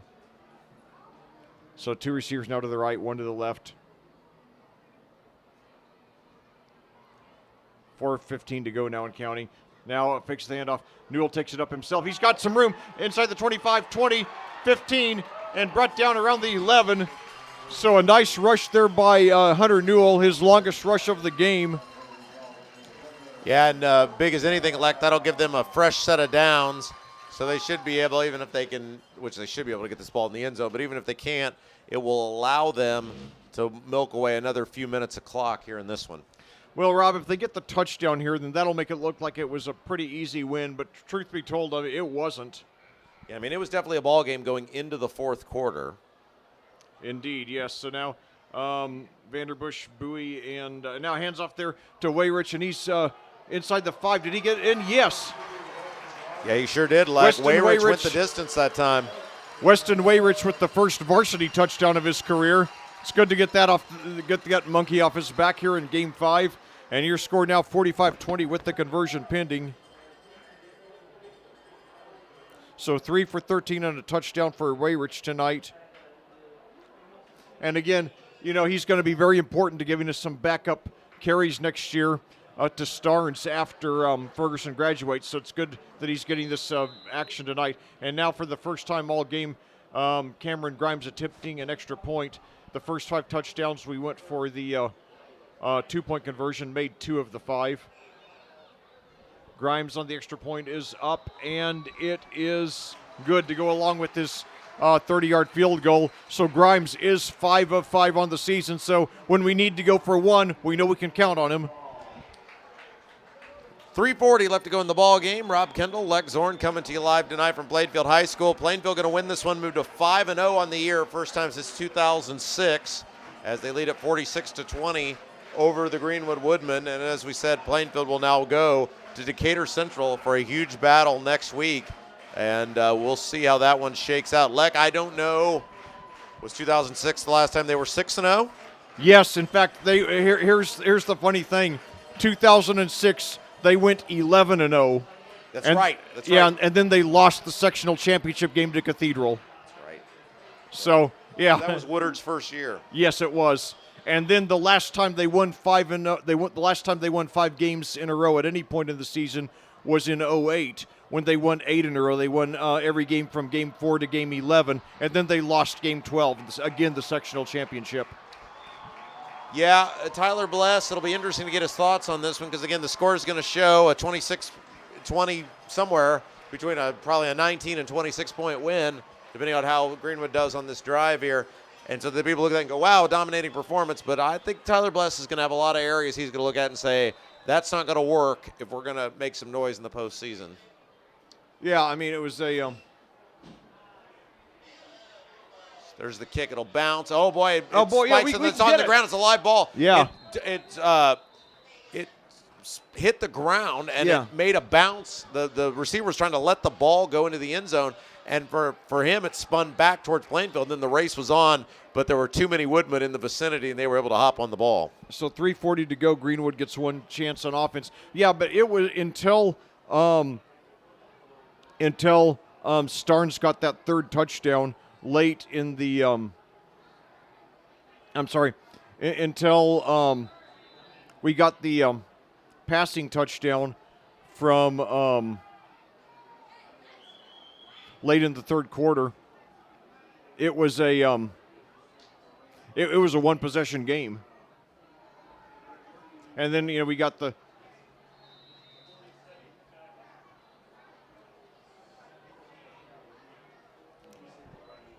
and now we got a rush for no gain there for 4 yards, excuse me, by the Woodmen.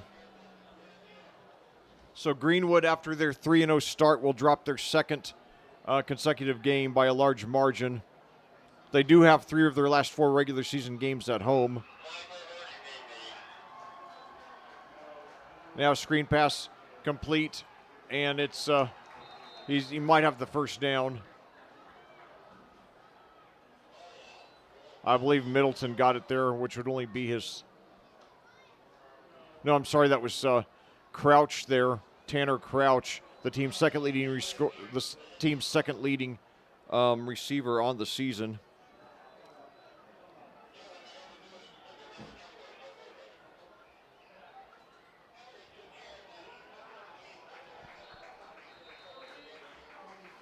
And now 2:40 to go and a rush up the middle for about 2 yards.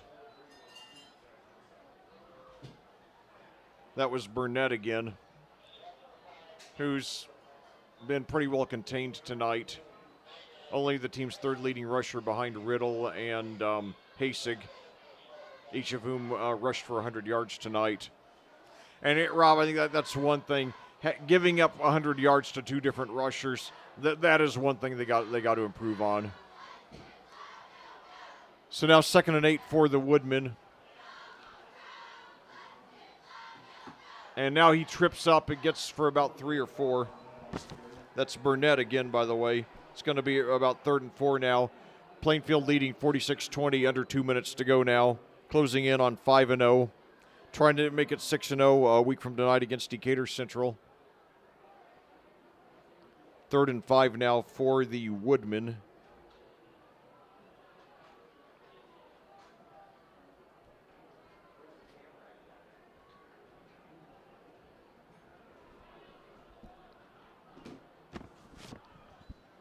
And now a tackle for loss. Yeah, nice job by Plainfield there. Minute 19 left to go in the ball game, and being up by 4th down and 5. And if Greenwood doesn't get it, that'll be it for the contest this evening. Not that the outcome is in doubt with Plainfield leading 46-20. Well, yeah, but again, Greenwood, Plainfield, and under a minute to go now. So Greenwood trying to finish the game on a positive note. They still have a lot of pieces to build around. It's still been a good turnaround. Again, they were 1-9 last year, starting over with a new coach who completely revamped the offense. They did a great job starting out with 3 wins, and not against low-level opponents either, and not against, and now they're actually taking a timeout. So they really want to finish the game on a positive note with 43.7 seconds left. But Right now, let's start talking about next week. 1 week from tonight, Plainfield will return to action. They'll go back on the road, but not by much, only about 8 miles here over in southwest Indianapolis to play the Decatur Central Hawks, a team that beat us 13 consecutive times going into last season. Then we beat them twice, first in the regular season, then in the sectional championship game in Hollywood type fashion, both times right here at Plainfield. Next week we go out to their place. Decatur Central started off the season like they were returning to form. They won their first 2 games, beating Columbus North 18-14, then New Palestine 43-42, moved all the way to number 4 in the polls, but then the last 2 weeks they lost to Whiteland 31-15 and Martinsville 25-14, fell out of the rankings. So we don't know quite what to expect, except that they will be running and gunning for us and wanting to beat us in the worst way. And now Riddle just throws it to get rid of it. Yeah, he tried to do a end around to the near side of the field, and a host of Plainfield tacklers were there, and he had to throw it away, and that'll be the ball game. So, Leck, as Plainfield goes out, I assume they'll take a knee to wrap this up. We're going to wrap up our broadcast here for the final 37 seconds. Your thoughts on tonight's win? Well, you know, I'm trying to take a glass 70% full approach. There was we did a lot of good on offense tonight. Certainly the 2 touchdowns by Luke Starnes, that speaks for itself. Also nearly 200 yards on the ground. Weston Wayrich got his first varsity touchdown. Nice touchdown pass from Hunter Newell to Brandon Hendry for his first touchdown. Also a nice 30-yard field goal by Cameron Grimes. But still too many points left on the field, 3 or 4 squandered drives, and then giving up too many big plays on defense, especially the 77 and 59-yard rushing touchdowns to Greenwood. So lots to build on. But if we're going to have the kind of postseason that we hope for, we've got to, finish more drives, got to improve the rushing defense. And hopefully we'll start doing that a week from tonight at Decatur Central for that big rivalry matchup where we try to – they're going to be aiming for revenge on us, so we better be ready. And believe it or not, a year ago it would have been amazing to know that I'd be saying this. We'll have a chance to get our 3rd consecutive win over Decatur Central next week. Yeah, and by the way, the last Plainfield back with 4 touchdowns in a game was Dawson Anderson on September the 1st, 2017. Had 219 yards with 4 touchdowns and a 54-14 win over Mooresville. Yeah, so there you go. Thanks to our man Jeff Sherman for the stats on that. Oh, thanks. I was trying to find that in there, and then you beat me to it. So that's why it's good when there's 2 of us tonight. So anyway. Right. So that is going to do it for us. And again, one final time, let's thank our sponsors for tonight's broadcast. They include CJ's Pizza, Whitlow's Towing, Gannell Financial, Remax Centerstone, Julia Burbridge, Midwest Pizza, BGW Construction, Porter Hair Design, Holly Porter, Mighty Indy, Yosemite Wrecker Service and Garage, Ellison Associates, Remax, Chipotle, and Double D Barbecue. Plainfield wins it 46-20. They're 5-0 on the year. We'll talk to you Sunday for the Tyler Bless Show, and Leck will see you next Friday night at Decatur Central. Be there. Yeah, for Leck Zorn. I'm Rob Kendall. Have yourself a good night.